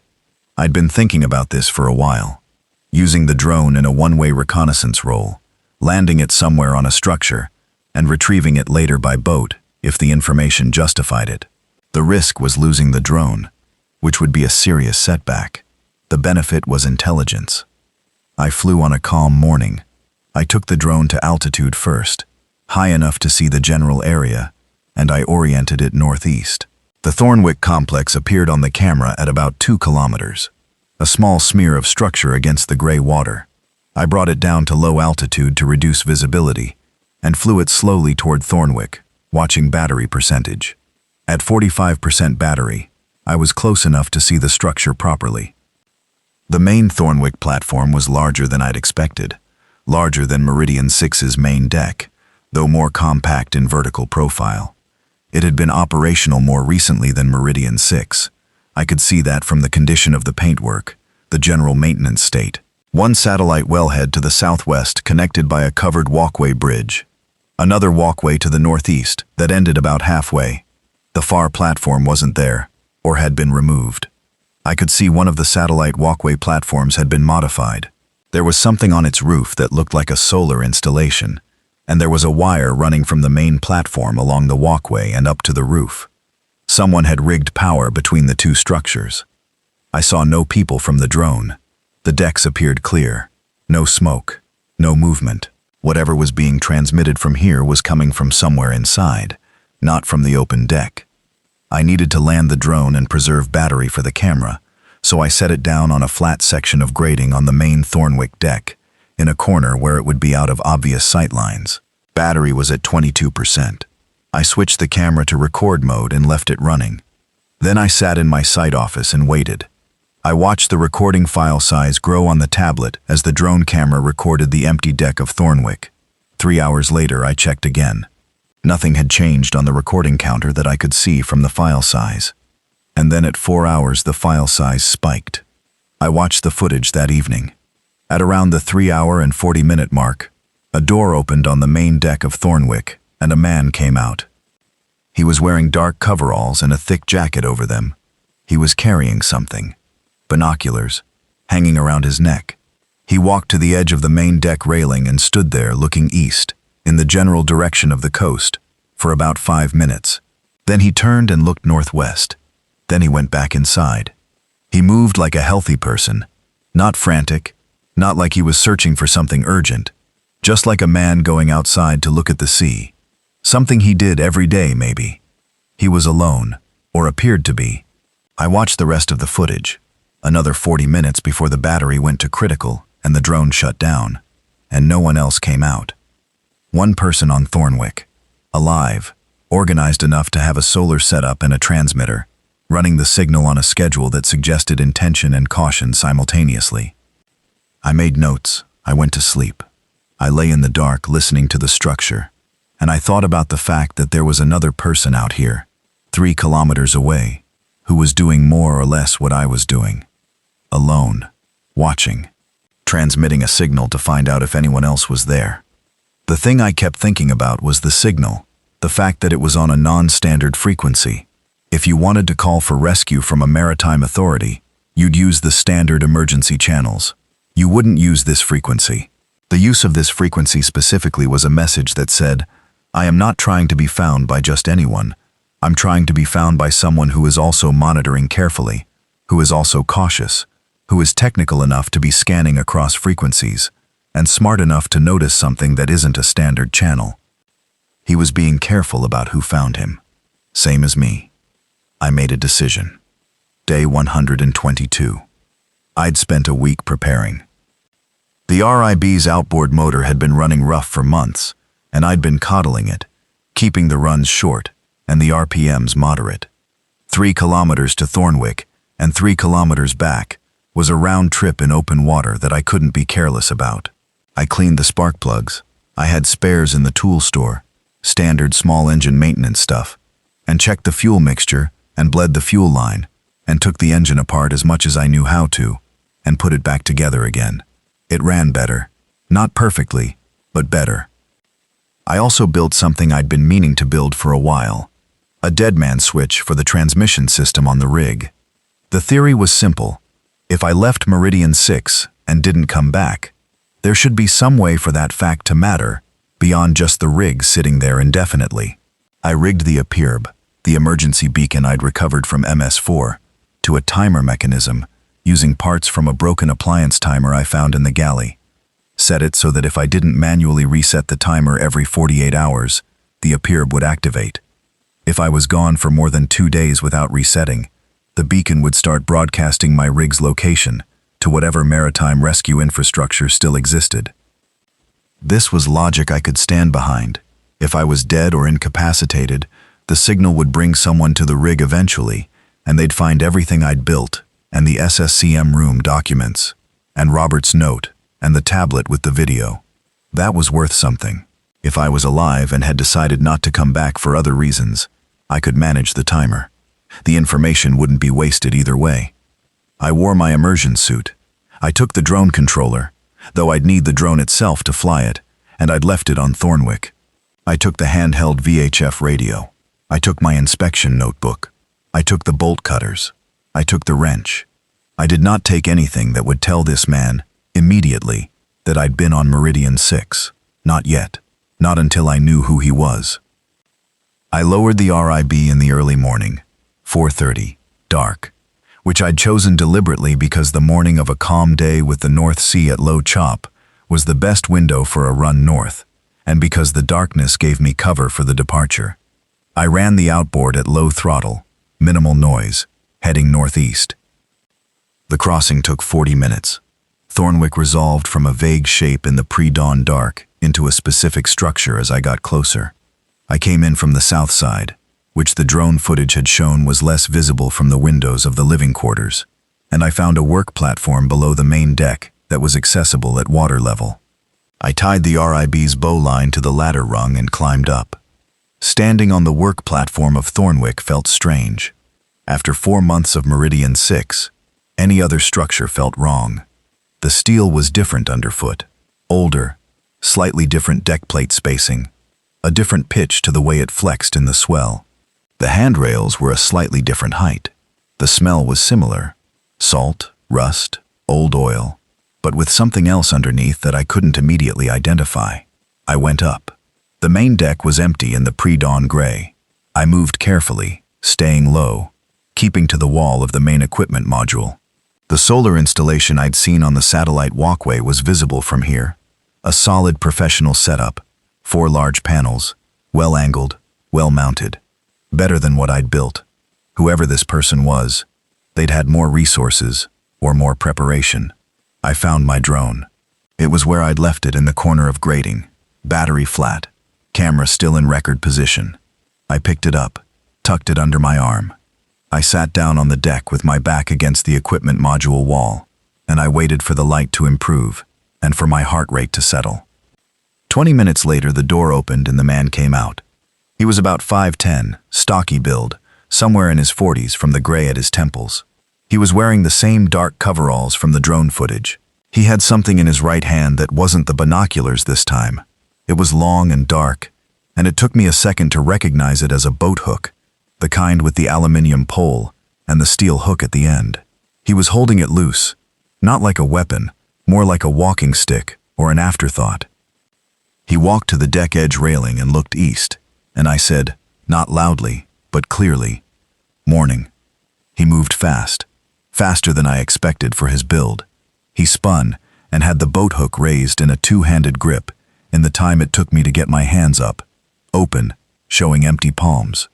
The wrench was in my belt, but my hands were up, and I stayed where I was sitting on the deck. He looked at me for a long time, 4 seconds, 5 seconds. The boat hook didn't come down. "You're alone?" he said. His voice was hoarse, like someone who hadn't used it for a while. "Yes," I said.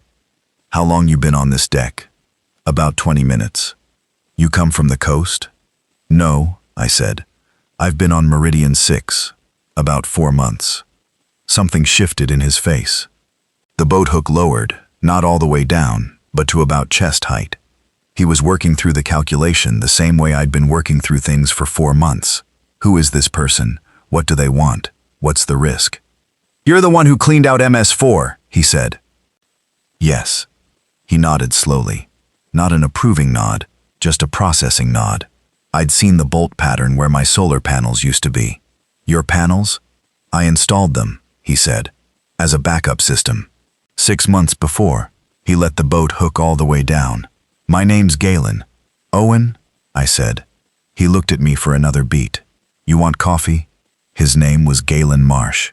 He was a 46-year-old drilling engineer, offshore specialist, worked for a subsea services company, had been on Thornwick for what he thought was about 4.5 months, longer than me, doing what was described to him as a pre-reactivation survey for the operator who was considering bringing the facility back online. He'd been alone on the rig when the offshore communications went quiet, and he'd done what I'd done. The same calculation, the same conclusion. He'd been better prepared in some ways. He'd had a satellite data connection for the first 2 weeks before the satellite services collapsed, and so he had a clearer picture of the mainland situation early on. He'd also had a supply boat visit in week 2, the last one before supply boats stopped entirely, and he'd talked the crew into leaving him their emergency food stores as well as the vessel's survival rations, which they'd been willing to do because they were going back to shore and didn't expect to need them. He had 6 months of food. He had a better power system. He had the satellite antenna that he'd repurposed as a signal booster for the VHF transmitter.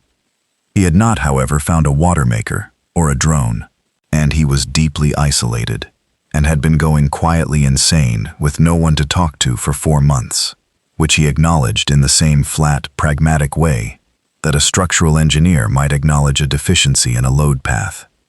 "I started talking to myself around month 2, he said. "Not crazy talking, just narrating, saying what I was doing while I did it." He was making coffee. Real coffee. Instant but decent quality. He'd hoarded it carefully. On a gas ring in the galley of Thornwick's accommodation module, which was smaller than Meridian 6's but better equipped, with stainless steel counters and a proper oven. At month 3, I noticed I'd stopped doing it, and I couldn't remember when. I don't know if that's better or worse. "Probably better," I said. "Maybe." He handed me the coffee. "You?" "I write things down," I said. "Site log." It started as supply tracking, and then it became, I don't know, something else. He sat down across from me. The galley table was scrubbed clean to a standard that you'd have to describe as excessive, the kind of clean that comes from having too much time and too little entropy. "The signal," I said. "Yeah." He wrapped his hands around his cup. "I figured if anyone was out here doing what I was doing, they'd be scanning carefully. Standard frequencies, nothing. Anyone who had a reason to signal would have done it on standard. So," he shrugged, "if you're looking without broadcasting, You're probably alive and careful, which is what I was. Which is what I was. We sat with that for a moment. There are survivors in the harbor town to the southwest, I said. I've been watching them. 12 to 15 people, organized. They have 2 vessels. He nodded. I've seen movement there too. My direct sight lines are different from yours. They came to look at the platforms. Wellhead first, then MS4. They decided not to come to Meridian 6. They came here, Galen said. I looked up. About 6 weeks ago, he said. RIB, with 3 people. I was inside. They came to the work platform, and 2 of them boarded. I watched from a porthole. He paused. They searched the main deck and found nothing, and then one of them saw the solar installation on the walkway. He stopped again. Galen. They came into the accommodation module, he said. The main deck hatch wasn't locked. I'd been careless about that. Too used to being alone. He turned his cup in his hands. I had gone down to the lower service deck through an interior hatch before they came in. 30 seconds, maybe. I heard them on the deck above. What did they do? Looked at everything, he said. They found the food stores. They took half of it. He said this without particular anger. Just fact, reported flat. They talked to each other while they were doing it. I couldn't make out most of it, but one of them said they'd come back. He looked at his cup. And they haven't. Yet. 2 months since that visit. They hadn't come back, but they knew the platform was occupied. They'd taken food from someone else's stores and they'd said they'd be back, and they hadn't been. There were 2 possible reasons for that. Either something had changed in their plans, or they were waiting until they had more resources to take a more thorough approach. You should have locked the hatch, I said. Yes, he said. I know. Are all the hatches locked now? All the ones I'm not using. The interior hatch you went through. The one to the lower service deck.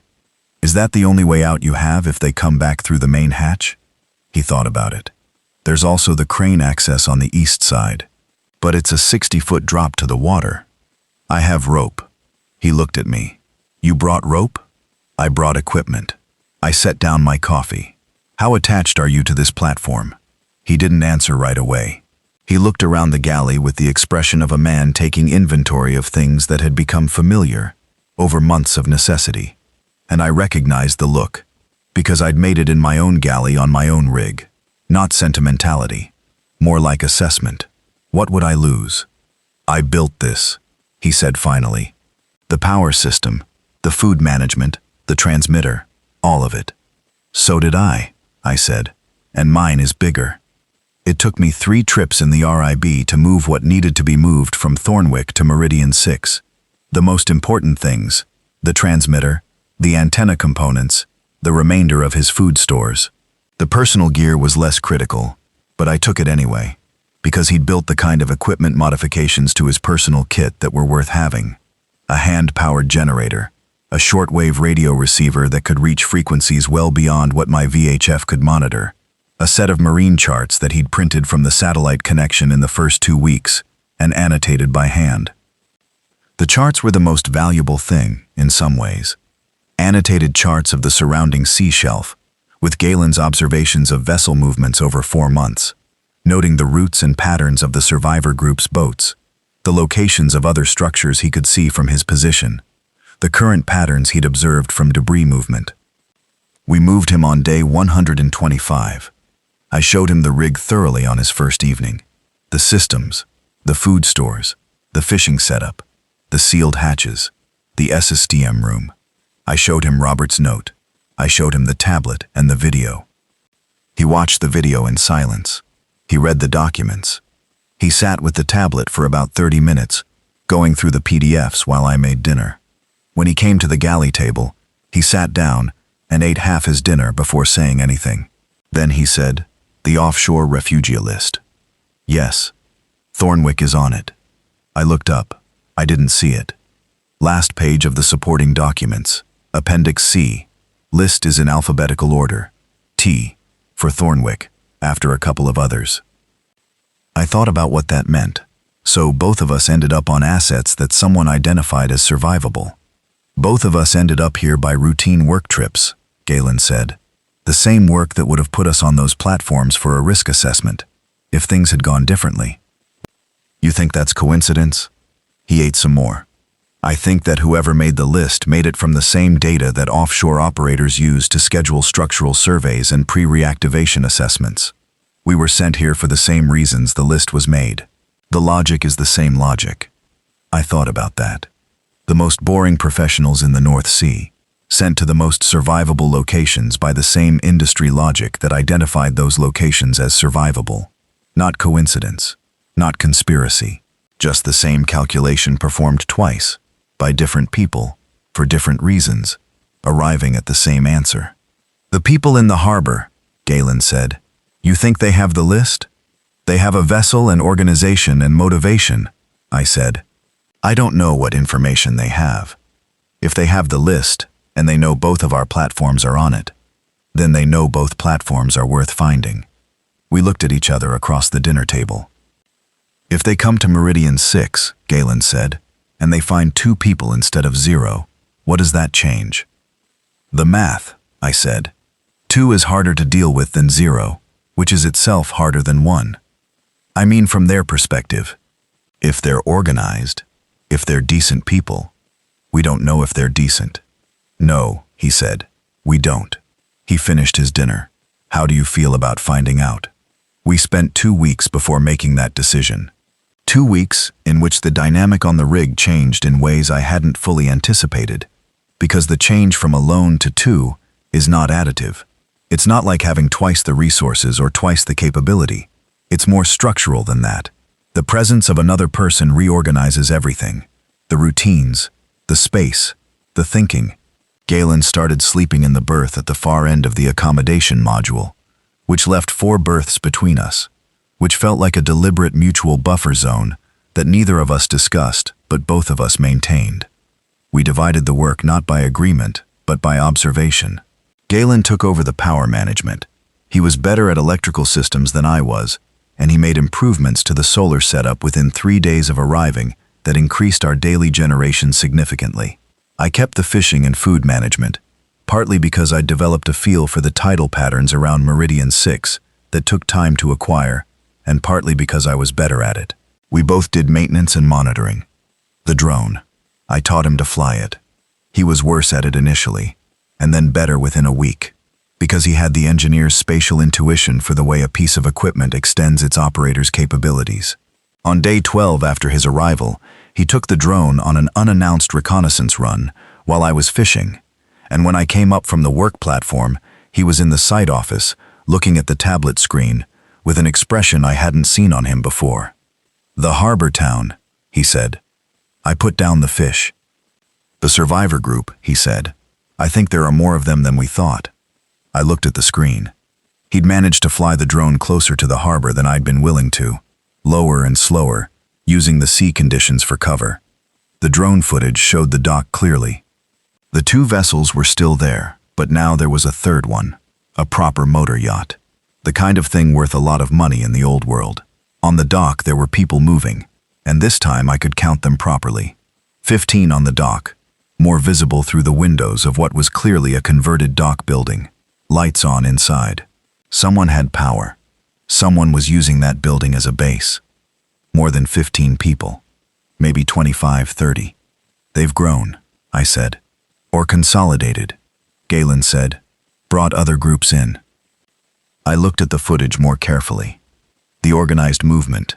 The building with power. Not just survivors scrambling to get by. Something more deliberate than that. People who had made decisions. Who were doing what I was doing but on land.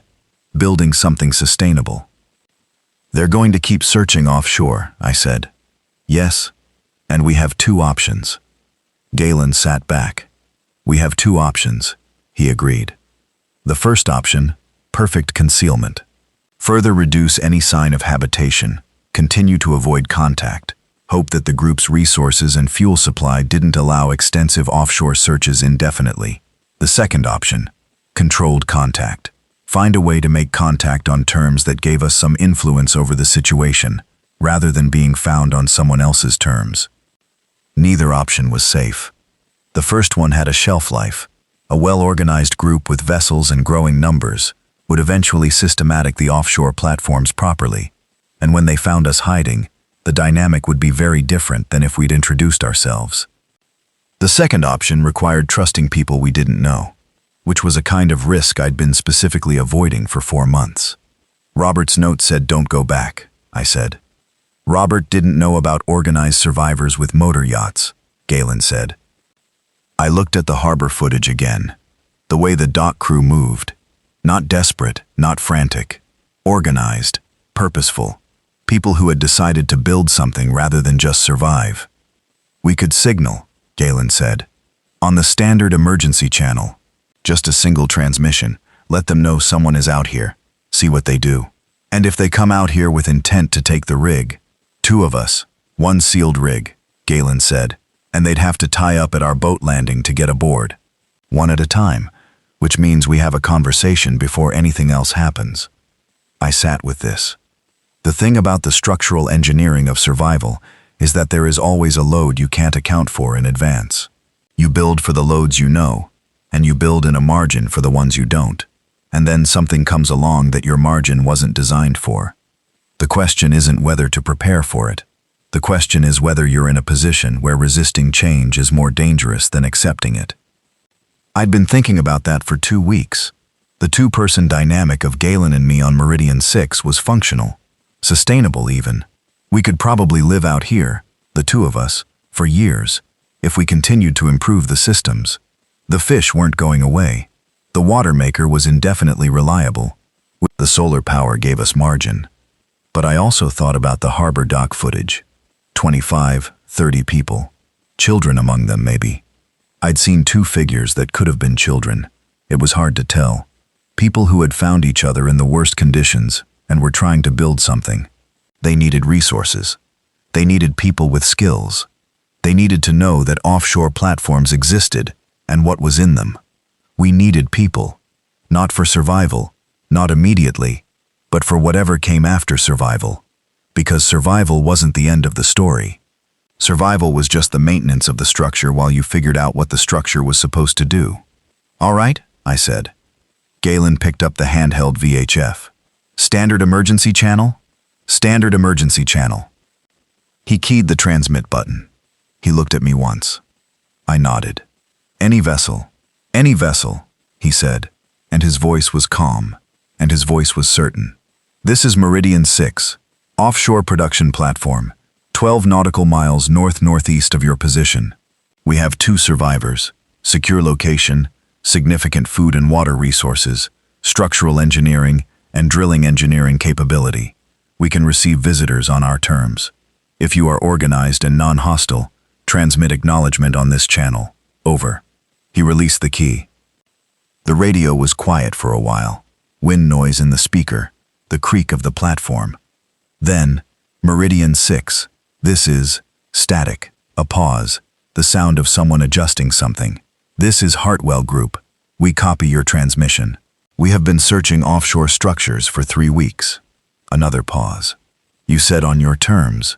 What are your terms?" Galen looked at me. I took the radio. "Our terms," I said. 1 vessel, maximum 4 persons. No firearms visible on approach. You tie up at our boat landing and you wait. We come to you. If we're satisfied with the situation, we come aboard and we talk. If we're not satisfied, you leave without coming onto the platform. No exceptions." I released the key. The radio was quiet for 10-15 seconds. "Meridian 6, the voice said. "We can work with that. When?" "I'm going to step back from the timeline for a moment and tell you something about what being out here did to my understanding of time and risk. Before all of this, I spent my working life assessing structures. The way you assess a structure is you look at its current condition, you understand its load history, you think about what's going to be asked of it going forward, and you make a judgment about whether it can handle what's coming. That judgment is never certain. You have safety factors and inspection margins precisely because engineering is not prophecy. You're always working with incomplete information about the future. The 4 months on Meridian 6 were, in a very literal sense, the same process applied to my own life. I'd taken stock of the current condition, alone, resourced, structurally sound. I'd managed the load, food, water, power, security, within the capacity of the structure. And I'd been continuously thinking about what was coming, what loads were going to be applied that I couldn't currently see. The people in the harbor. That was the coming load. I'd known it for months. The question was always whether the structure could handle it, and the answer to that question depended on how you handled the contact. If they came and found me hiding, the load would be applied at the worst possible moment, with no warning. If I made contact on my terms, I could design the connection point. I could make it a designed junction rather than a collision. That's what the terms were about. Designed junction. 1 boat, 4 people, visible hands. A load I could manage. The Hartwell Group's vessel arrived the following morning. The motor yacht I'd seen on the harbor footage. I recognized the profile as it came around the south end of Meridian 6's shadow zone at about 8 knots, cutting down to 4 as it approached. 4 people on deck, hands visible. Nobody obviously armed. They came to the boat landing the way I'd described and tied up neatly, which told me something about who was at the wheel. You don't tie up to an unfamiliar structure in light swell neatly, unless you've been around boats for a long time. Galen and I watched them from the main deck rail for a while before going down. Not dramatically. We didn't hide. We just took the time to look. 4 people. 2 women, 2 men. The person who'd handled the approach was one of the women, mid-40s, short dark hair, practical clothes. She stood on the deck of the yacht with her arms loose at her sides and her face up toward us, without any of the aggressive body language that I'd been half expecting. A man beside her was younger, late 20s maybe, standing in a way that made me conscious of his hands being visible. Deliberate, intentional, someone who understood the terms and was performing compliance clearly. That was an intelligent social reading of the situation. The other 2, another woman and an older man, were sitting. The older man was looking at the superstructure of the rig with the specific kind of interested assessment that I recognized because I did it myself all the time. Professional eye. He was looking at what I'd done to this rig. Galen came to stand beside me. "Well," he said quietly. "Well," I agreed. We went down. The woman who'd handled the yacht, her name was Phoebe. She told me before I'd even finished climbing down the ladder to the landing. She was apparently done with tension and wanted to get past it quickly. She said, "I'm Phoebe Strand. I was the Port Authority operations manager for the harbor. I've been running this group since week 2. She said it without emphasis, just establishing the fact of who she was and what she did. "You sounded like engineers on the radio." "I am," I said. "Owen Garrett, structural inspection." "Galen Marsh," Galen said from beside me. "Drilling." The expression on her face when we said that was something I hadn't expected. Not relief, exactly. More like the expression you make when a calculation you've been running comes out right. "Good," she said. "Very good." The younger man's name was Patrick Cowell, and he was a former marine engineering student who'd been in his 3rd year at Newcastle when the outbreak started, and hadn't finished his degree, but had practical skills that were extensive and genuine, as became clear over the course of the next hour. The older man was Reg, retired RN petty officer and former offshore supply vessel captain, which explained the neat docking. The 4th person was a woman named Harriet, who was a GP, a real one, practiced. She'd been running a surgery near the harbor until the surgery became unsafe, and she'd gone to the docks where Phoebe already had a group organizing. A doctor. I hadn't had anyone look at my health in 4 months, and I hadn't really thought about it, because I felt fine. But the presence of an actual physician suddenly made me aware of a dozen small things I'd been ignoring. The tendon pain in my right forearm from the fishing, the dry skin, and the slight discoloration at my wrists that was probably a vitamin deficiency. The thing I'd been telling myself was just eye strain from too much close-up tablet screen work. Harriet noticed me noticing her and said, "After we've talked, if you want," and I said yes, thank you. We talked for 3 hours, standing on the boat landing, and then moving up to the main deck when the wind picked up. Phoebe outlined what they had on shore. The converted dock building, with a diesel generator they'd gotten from the harbor maintenance depot, running 6 hours a day. A food store that was adequate but not expanding, dependent on foraging runs that were becoming more dangerous as the infected population in the surrounding area stabilized at a level that meant urban scavenging had real risk. 31 people, all told. 11 of them under 25. 3 children. The youngest was 7. A 7-year-old. I hadn't thought about children in the context of all this. It sounds strange to say that now, but you think in the terms of the problem in front of you, and the problem in front of me for 4 months had been one person, one rig, keep it going.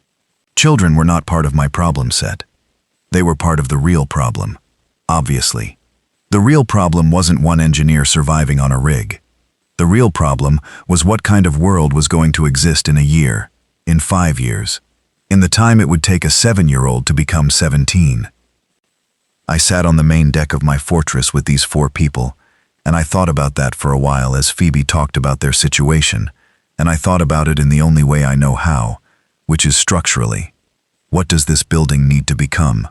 What loads is it going to carry? What's the design basis for the next phase? The design basis for the next phase was not one engineer in a fortress. The design basis for the next phase was something that could hold 31 people, that had sustainable food and water, that had enough isolation from the infected mainland to give the group time to think and plan, rather than just react, and that had the kind of skills and knowledge to build something that lasted. Meridian 6 could hold 31 people. It was designed to hold 80. Galen was watching me during this calculation. He could see it happening. He said nothing. The harbor building, I said to Phoebe, during a pause. How long can you hold it? Winter's coming, she said. The diesel supply is our problem. We have maybe 3 months before we're using the reserves, and the reserves are finite. How are you getting food? We have 2 fishing boats, Patrick said, and we've been making runs into town. It's been okay, but last week we lost a man on a run. He said the last part without drama, in the tone of someone who was reporting a fact rather than seeking a response, which told me something about how this group had adapted to their situation. The infected are getting more concentrated as the weather cools. They're moving toward heat sources. I thought about what I'd seen from the drone, the clusters forming in the streets, the way they oriented to sound. They were moving toward warmth and sound, and a building with a diesel generator running 6 hours a day was both warm and loud in the context of an otherwise silent town. They can hear it, I said. The generator. They're orienting toward it. Phoebe looked at me. Yes, we've been reducing run time. If you're on a rig, I said, there's no heat gradient from you to them. No sound that carries. Silence. There's fish, Galen said quietly. More silence. Reg, the former Navy man, was looking at the deck structure around him with the patient expression of someone who was building a picture. He said, how many of them are engineers? Among your 31? Phoebe thought. Formally, none. Patrick has his background. We have a building contractor, a plumber, a man who was a wind turbine technician. Wind turbine technician, I said. Reg almost smiled. I was thinking the same thing. The negotiation, which was really a conversation, that was also a negotiation, which is the kind Phoebe was very good at, I noticed, lasted another 2 days. The yacht came back with 2 more people the second day. A younger woman named Claire, who turned out to be the former building contractor, and had a handshake like a structural test, and a man named Derek, who was 50 and bearded, and said very little, but looked at everything with careful eyes, and turned out to be the wind turbine technician. Derek walked every accessible deck of Meridian 6 in about 2 hours, and then came to find me in the site office. He sat down uninvited, which I appreciated. It saved the awkwardness of invitation, and he said, the main crane. The hydraulics are dead, but the slew bearing is intact. Yes, I said. I checked it as part of my structural survey. If we had a drive unit. The supply vessel in the harbor, I said. The Coast Guard ship. Its bow thruster has a hydraulic drive unit. I saw it on the drone footage. The specifications might be compatible. He looked at me steadily. You know the specifications of the Coast Guard ship's bow thruster from drone footage. I know the general class of vessel. I know the likely specifications from my knowledge of the class. I paused. I could be wrong. But if you're right, he said slowly, we could have a working crane, which means we can mount a wind turbine on it. I looked at him. There's a small wind farm about 2 miles from the harbor, he said. Some of the turbines are still standing, and their nacelles are accessible. The generator units are modular. If we had a crane and a way to transport a nacelle by sea. Wind power, I said. Continuous. Enough to run the water maker, he said. The desalination, the lighting, heating in the accommodation module. Off the generator grid entirely. Gellin was in the doorway. He'd heard most of it. He looked at me. What size turbine nacelle? I said to Derek. He told me. I ran the load calculations in my head, double-checking them on the tablet's calculator. The crane's slew-bearing rating, assuming the hydraulics could be restored, the capacity of the boom, with its original design load, the weight of the nacelle Derek was describing. It's a stretch, I said, but it works, barely. Derek nodded. Barely usually does, he said. The full move took 3 weeks. I want to be clear about what 3 weeks meant, logistically. 31 people, everything they'd managed to accumulate in 4 months at the harbor building, moved by 2 vessels that couldn't carry heavy cargo efficiently, to a platform 12 nautical miles offshore that they'd never set foot on before. The harbor runs to get equipment from the town, the hydraulic drive unit from the Coast Guard vessel's thruster, which Patrick and Derek removed with the kind of improvised procedure that gave me several small anxiety moments, even though I wasn't there for it, and then hauled to the dock by hand on a wheeled cart. The wind turbine nacelle, which required all 4 of us who understood structures and loads to figure out how to lift and transport without equipment that we didn't have. There were close calls. On the 4th day of the move, the RIB ran aground on a sandbar that had shifted since my last crossing, and 2 people went into the water in cold temperatures and had to be hauled out, and Harriet spent the rest of that day managing 2 cases of cold exposure.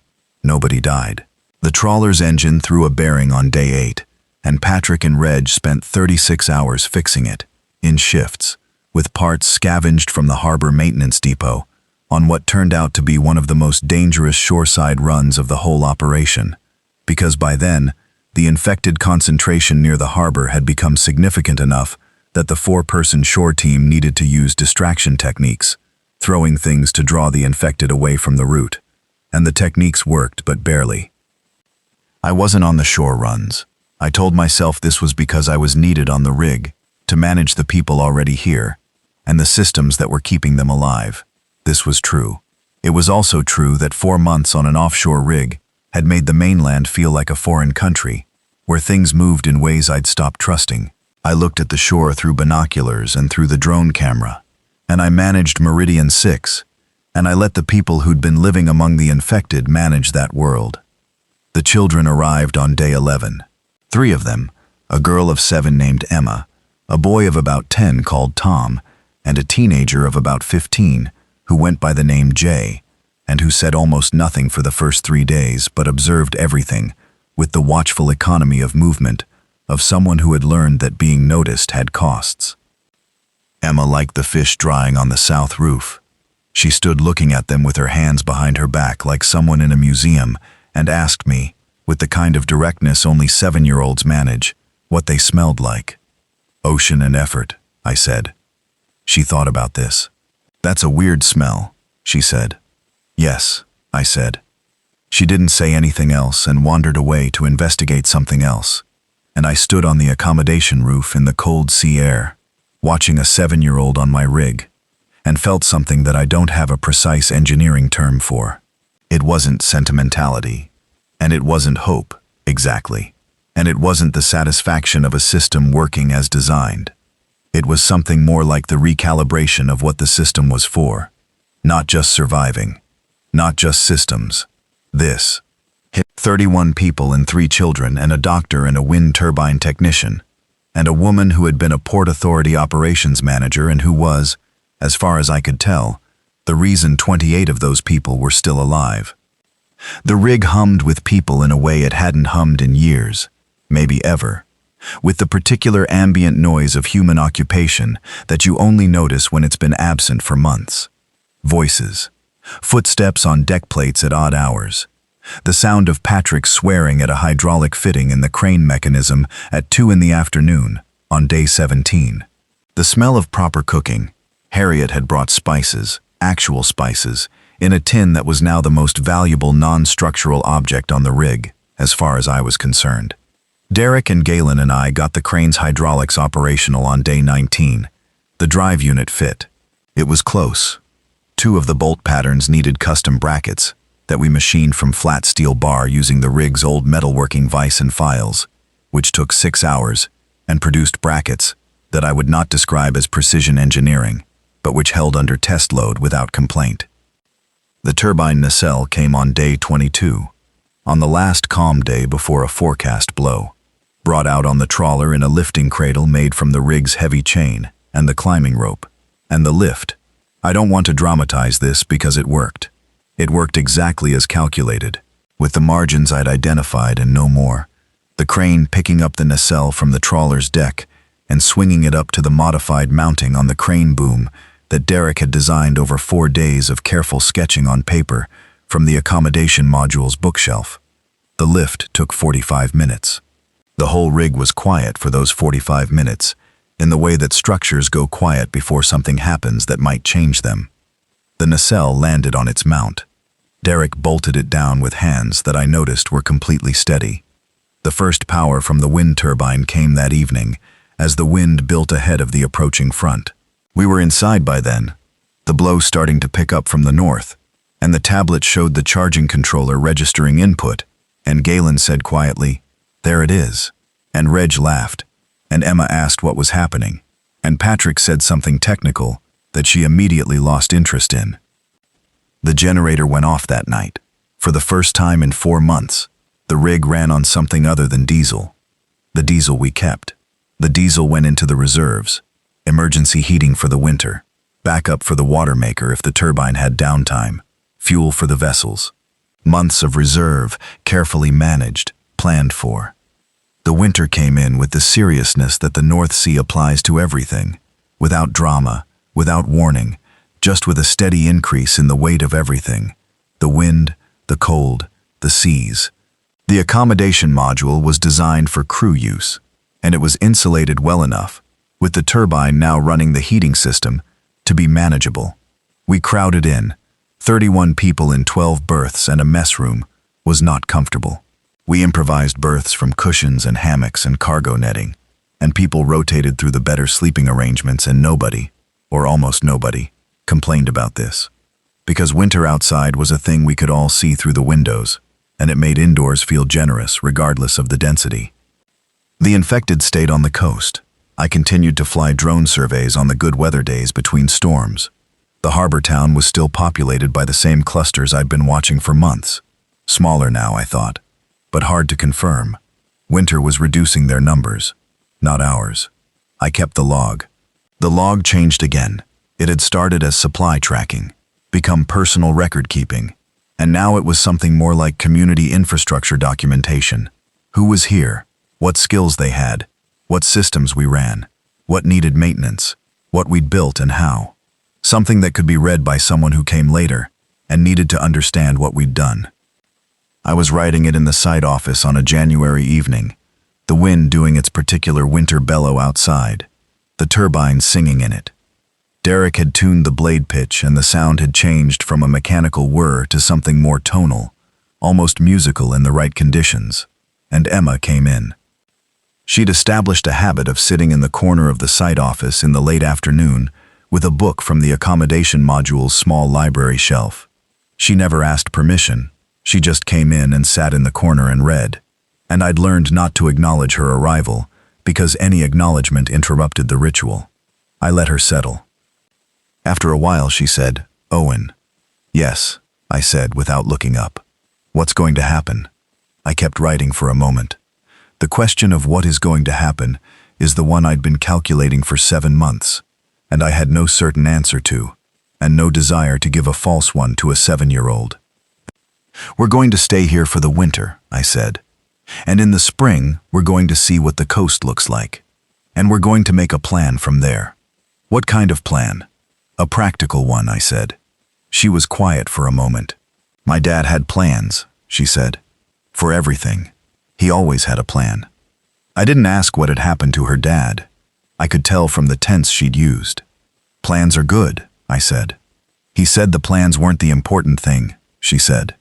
He said the important thing was knowing how to make a new one when the old one didn't work. I sat back. The wind was making the structure flex in the very specific way it flexed in a northwesterly.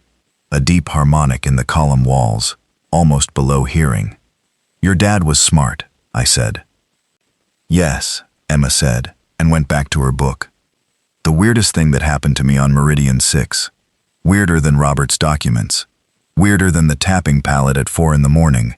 Weirder than watching the infected cluster around a car for 20 minutes. Happened in February. I've been putting off writing about this because I'm not sure how to write about it without it sounding wrong. But it's part of the accurate record, and so here it is. February. A calm spell after 3 weeks of winter storms. 2 days of clear, cold weather. Visibility excellent. The sea flat enough to show colors. I was on the main deck doing the daily check of the turbine's visible components. The blade condition, the mount, the cable run, when I looked north. I'd been looking north occasionally for months, on clear days. There was nothing north that I knew of, open sea for a long way. Then eventually the shipping lanes that ran up toward the northern fields. But those were far beyond my drone range, and I'd never seen anything on the surface up there in good conditions. That morning I saw a vessel. Far. 5, maybe 6 nautical miles, at the limit of what the binoculars could show clearly. It was large. Not a fishing trawler or a RIB. Something substantial. A platform supply vessel or a large coastal cargo ship. It was moving south, slowly, and it was not running normally. Even at 6 miles, through binoculars, you can tell how a vessel is moving. This one was listing slightly. Not dangerously, not enough to be at risk of capsizing, but enough to be visible at distance. It was also not maintaining a straight course. It drifted a few degrees left, corrected, drifted again, like something that was either under autopilot with no one watching it, or under very minimal human control. I watched it for 20 minutes.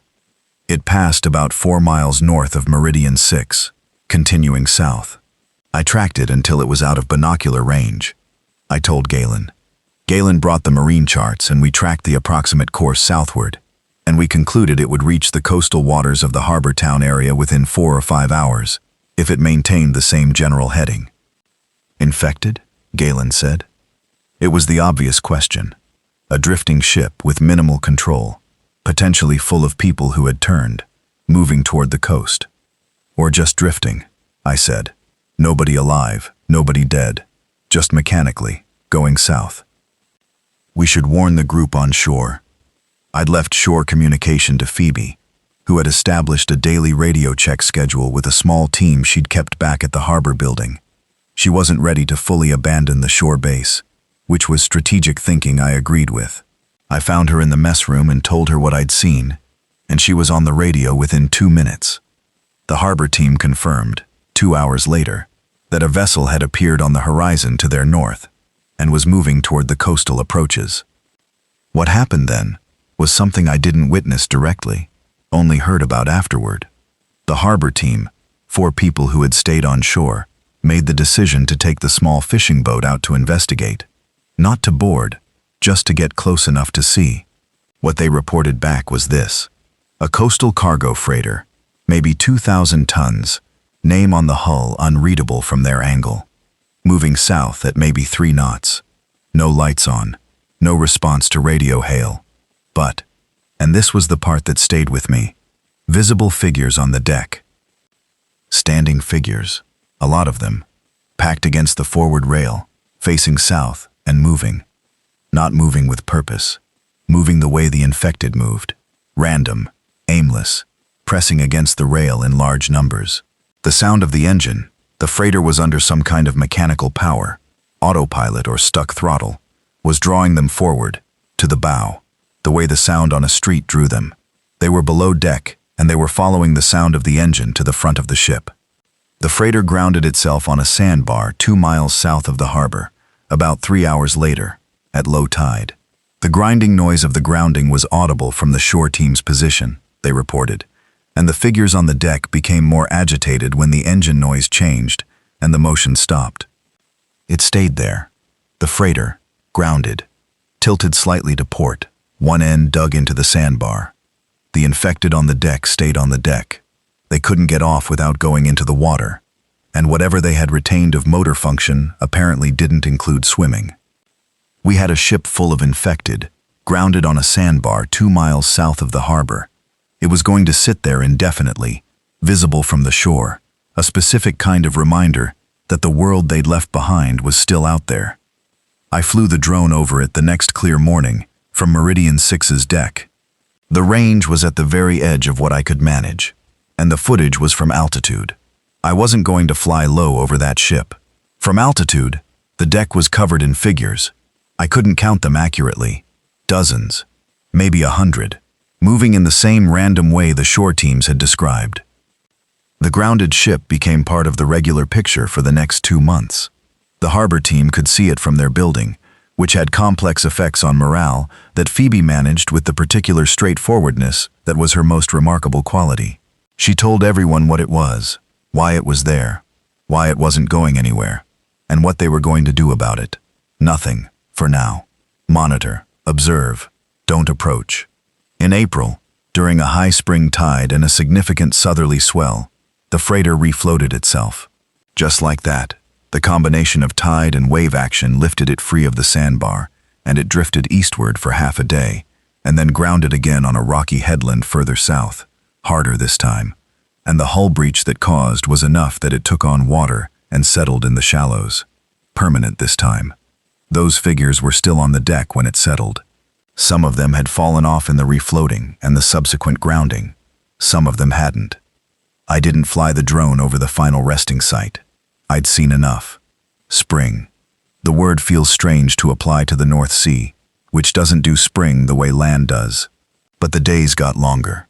The storms became less frequent. The surface of the sea went from winter's flat gray determination to something that occasionally showed blue, and the fish came back strong, and the seabirds returned to the platform columns in numbers that were irritating from a hygiene perspective and reassuring from every other perspective. Phoebe and I had our most significant disagreement in late March. She wanted to go back. Not everyone. Not immediately. A forward team, she called it. 4 or 5 people, including the building contractor Claire and Patrick and Derek, going to the harbor town to assess what the winter had done to the infected population and whether the building infrastructure was still usable. I thought it was premature. I thought the risk-benefit calculation didn't support it yet. She thought I'd been out here long enough that I'd lost the ability to assess the mainland accurately. We didn't shout. Phoebe wasn't a shouter, and I'm not one. We sat in the site office, which was becoming too small for both of our management of the group's concerns, and we talked for 2 hours about the math, about what she was seeing in the group's morale, and her assessment that some people, not all, not most, but some, needed to believe there was something to go back to. About what I was seeing in the drone surveys. The infected population on the streets appeared to be smaller than it had been in autumn. Not gone. Smaller. Some had walked into the harbor and drowned. Some had walked down roads and not come back. Some had, presumably, not survived the winter for reasons that a structural engineer didn't need to understand in detail to count as a change in the threat picture. The thing was, she was right. About the morale specifically.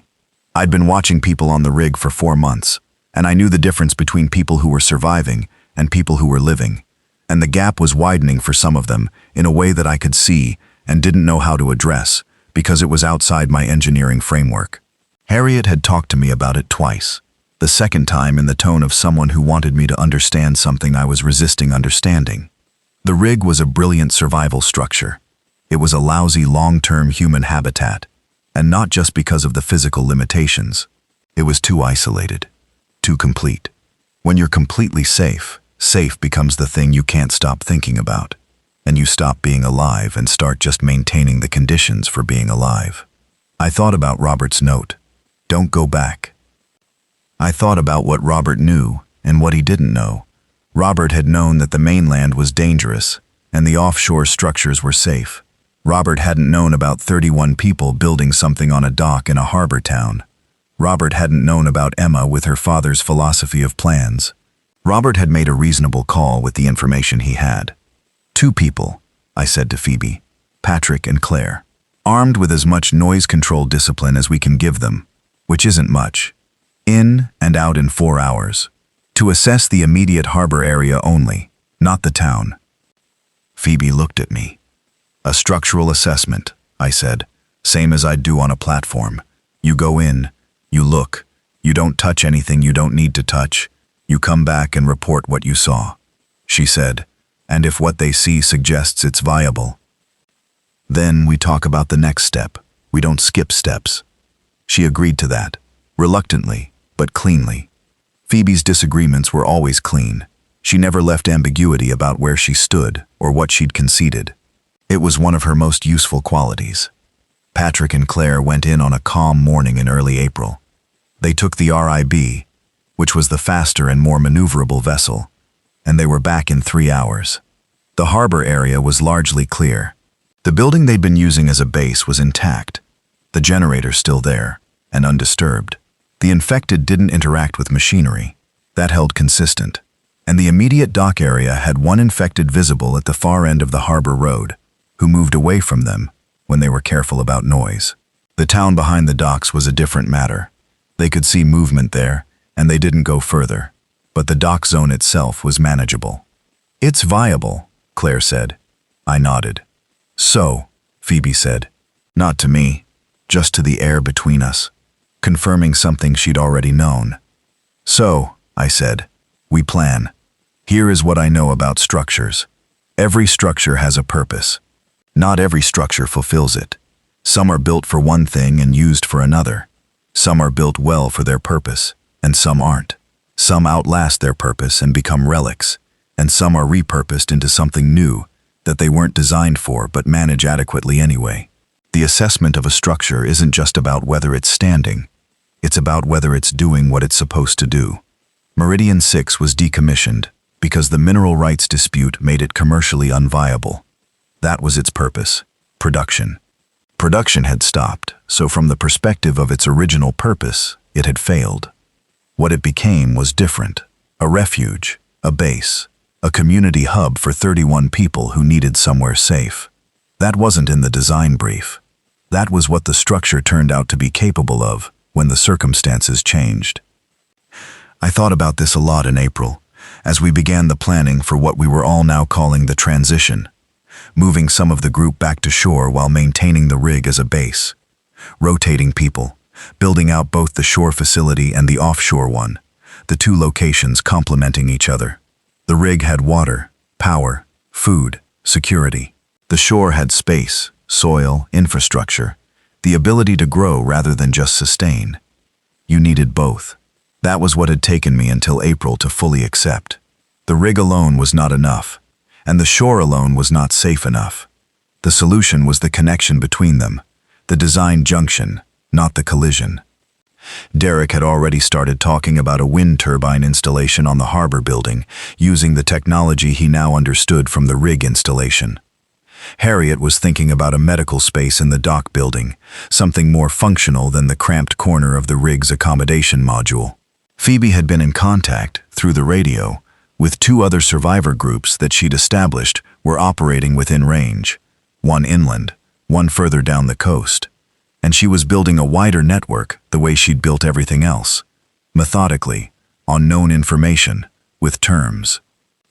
Galen sat with me one evening in the site office, as the April light went long and golden over the water, the turbine spinning steadily overhead, and he said, "You're going to keep the rig." "Yes," I said, "but you'll go back to shore sometimes." "Yes." He thought about that. "I think I might stay out here," he said. More than on shore. He wasn't asking permission, and he wasn't explaining himself, just stating it. "I like it out here." "So do I," I said. We sat with that. The truth was, I'd spent my professional life assessing structures and finding them adequate or inadequate for their purpose. And for the first time, I was living inside a structure that I'd shaped for a purpose I was still understanding. And the ongoing nature of that process was the interesting part. Not the finish line, not the conclusion, the continuous assessment, the adjustment, the finding of new failure modes and addressing them. No conclusion, just the next inspection. I want to tell you about something that happened the day before we first brought a shore team back down. Early morning, very clear. The kind of April morning where the sky goes a particular shade that isn't blue and isn't white. Somewhere between the two with a quality of light that's specific to the North Sea in spring. I was on the main deck doing the turbine check. Emma was somewhere behind me. She'd taken to following the morning rounds because she was curious about the systematic nature of them. She'd started asking questions about why I checked specific things in a specific order, and I'd found myself explaining load paths and corrosion progression to a 7-year-old in terms she engaged with more seriously than several adult colleagues I could name. She'd brought her book. She was sitting on an equipment case against the accommodation module wall with the book open in her lap, but not reading it. I finished the turbine check. I was writing it up in the log. She said, "Owen, yes. When we go back to shore, are the zombies?" She said the word with a specificity that children apparently have for things adults avoid naming. "Are they still there?" "Some of them," I said. "Are they going to be there forever?" I thought about what I knew and what I didn't. "I don't know exactly," I said. "They need food. They can't farm or fish. They're not organized enough to sustain themselves the way we are. So they'll run out. Eventually," I said. She thought about this with the patience of someone who has learned that time takes as long as it takes. "My dad said things that seem permanent usually aren't," she said. I looked at her. "He said the only thing that's actually permanent is the fact that things change," she said. "He said that's why you shouldn't get too attached to how things are." I sat down on the deck beside the equipment case. The morning light was doing its April thing on the water. "He sounds like an engineer," I said. Emma looked at me with her level, unimpressed 7-year-old stare. "He was a primary school teacher," she said. "What does engineer have to do with it?" I had no answer to that. She opened her book. "Let me tell you how we went back. Not all of us. Not at once. 12 people in the first group, including Phoebe and Patrick and Claire and Reg, with 2 vessels. They crossed on a calm morning, May the 2nd, and I watched them go from the main deck rail with Galen beside me, and about 18 other people also watching, and the watching was quiet in the way that important things are quiet. They established the dock building in 3 days, cleared the immediate area. The infected that had been in the harbor road were manageable in small numbers, with the noise discipline techniques Patrick had refined, and there were only 2 of them, and the further town beyond wasn't immediately relevant to the dock. The generator ran on the diesel reserves. Derek followed 10 days later with the materials for a second turbine installation, and Harriet started setting up the medical space.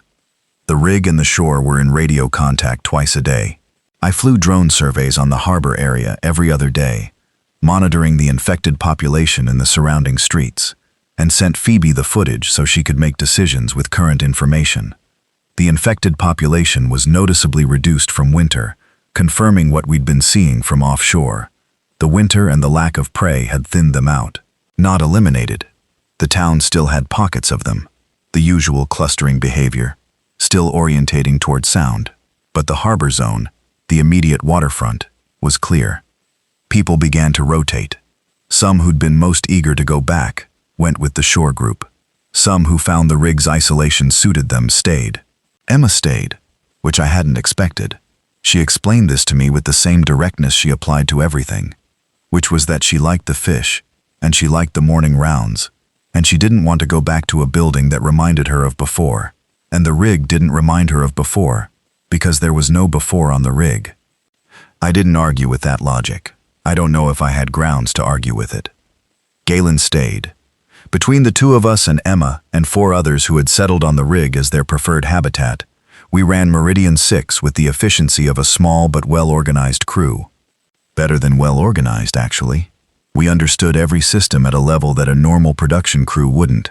because we'd built each system and understood its failure modes personally. The months that followed are harder to account than the ones before them, because they were better, and better is less interesting to write about than survival. Things worked. The systems worked. The community worked. The connection between the shore group and the rig group worked.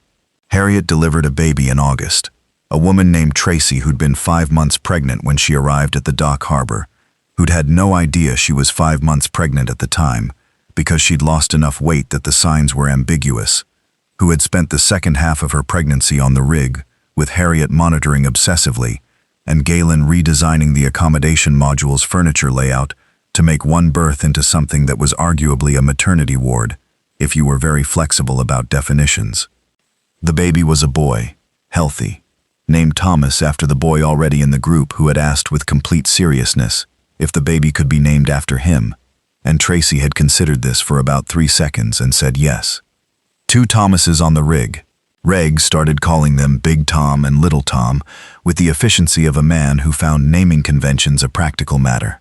I held Little Tom once, briefly, in the way that people who are not comfortable holding babies hold them, anxiously, with too much awareness of the load path from their arms to the baby and the consequences of failure. He looked at me with the unfocused interest of a very new person encountering a face. I thought about all the structural assessments I'd ever written, and all the reports that went through the process, and the action items, and the chain of approvals, and the timeline discussions, and the budget negotiations. And I thought about the fact that none of that had produced anything as structurally sound as the network we'd built from a busted drone battery and a bolt cutter and 11 weeks of fishing alone in the North Sea. I thought, well, you never really know what a structure is for until it's under load. I'm writing this in October, 14 months since I stepped off the helicopter on day 1 of what was supposed to be a 3-week inspection. The rig is occupied. 7 of us permanent, with the shore group rotating people through every week or 2, giving people the isolation and the clean air and the fish for a stint, and then sending them back to the building work and the social complexity of the dock community, which has grown to include the 2 other survivor groups Phoebe made contact with over the summer. 47 people now, total, if you count both locations. 48 since Little Tom. Robert's documents and video are backed up in 3 copies, 2 of them now on shore. We've talked about what they mean, all of us who've seen them, which is everyone at this point. Phoebe showed the video to the whole group at the dock building on a calm evening in July. There was a long silence after it ended. Then someone asked what it meant for the companies whose names were in the documents, and whether those companies still existed, and whether there was anyone to be held responsible. We talked about that for a while without arriving at a satisfying answer, because satisfying answers to questions like that require a functioning legal and governmental framework, and we don't have one yet. What we have is documents. We keep them. Someday they might matter. Robert's note, don't go back. I went back, twice, in boat runs with Patrick, to the harbor town. Not just the dock, but into the streets. Quick, targeted scavenging runs for specific equipment and materials we needed. The infected were still there. Fewer, reduced, some of the clusters dispersed by weather or time or starvation. We moved carefully and quietly, and we got what we needed, and we came back. What Robert knew and what he wrote weren't wrong. Going back was dangerous. It was also necessary, eventually. What he couldn't have predicted was the 48 people and the systems and the reasons that made the necessity worthwhile. The signal Galen was transmitting from Thornwick, the thing that started all the second phase, the Hartwell group finding us, Galen still transmits it. On the same frequency, same schedule, 7 to midnight. 3 months ago, a new signal appeared on a frequency 2 bands over, following the same general protocol. Non-standard frequency, regular cycling, sign of someone careful and technical out there somewhere. We haven't made contact yet.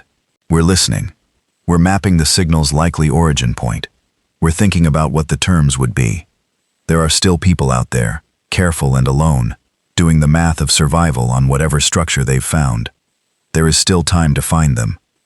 The rig moves at night, always has. The swell, the chains, the long complaint of steel against water. I've been sleeping through it for 14 months, and I've stopped hearing it consciously. The way you stop hearing any sound that's constant and consistent. But last night, the wind was north-northwest at about force 5, a clean, steady blow with no chop in it, and it was hitting the accommodation module at an angle that set up a resonance in the roof panels that was just slightly different from the normal range. A tone, a note, almost like something trying to communicate. I lay in my bunk and I listened to it. After a while I thought, the roof panel is the MS4 tarpaulin I brought over in the very first scavenging run, the one that smelled like diesel and old fish. I'd repurposed it as additional weatherproofing on the accommodation module's leaky northwest corner. I'd done that in month 2, before anyone else was here, before the Thornwick connection, before Phoebe and Patrick and Claire and Reg and Harriet and Emma and the 2 Thomases. The tarpaulin had been through 14 months of North Sea weather, and it was, miraculously, still doing its job. Slightly ragged at one corner, a couple of patches I'd applied with sealant in the spring, but fundamentally sound. Old material, new purpose, still holding. I fell asleep listening to it. The next morning was clear and cold, the kind of clear that October gives you occasionally as a reminder of what the world looks like when it isn't trying to flatten you. I did the turbine check. Emma came with her book, and then partway through the check, she put the book down and just came alongside instead, walking the same route I walked, looking at the same things I looked at. Not asking questions today, just looking. We stood at the north rail when the check was done, looking at the open sea. Somewhere out there, maybe 12 miles in that direction, was where Galen's signal had found us, was where someone else's signal was coming from now. "What are you thinking about?" Emma said. "Tomorrow," I said. "What needs doing tomorrow?" She looked at me sideways in the way she'd developed over 14 months of watching me work, which was the look of a person who isn't being told the whole truth, but is deciding whether to press it. She decided not to. "Fish tomorrow?" she said instead. "Fish tomorrow," I said. The North Sea sat there doing what it does, gray-green and moving, with the horizon at the distance it always has been, and somewhere past it, on a frequency just outside the standard range, someone careful and alive was transmitting to find out who else was out there.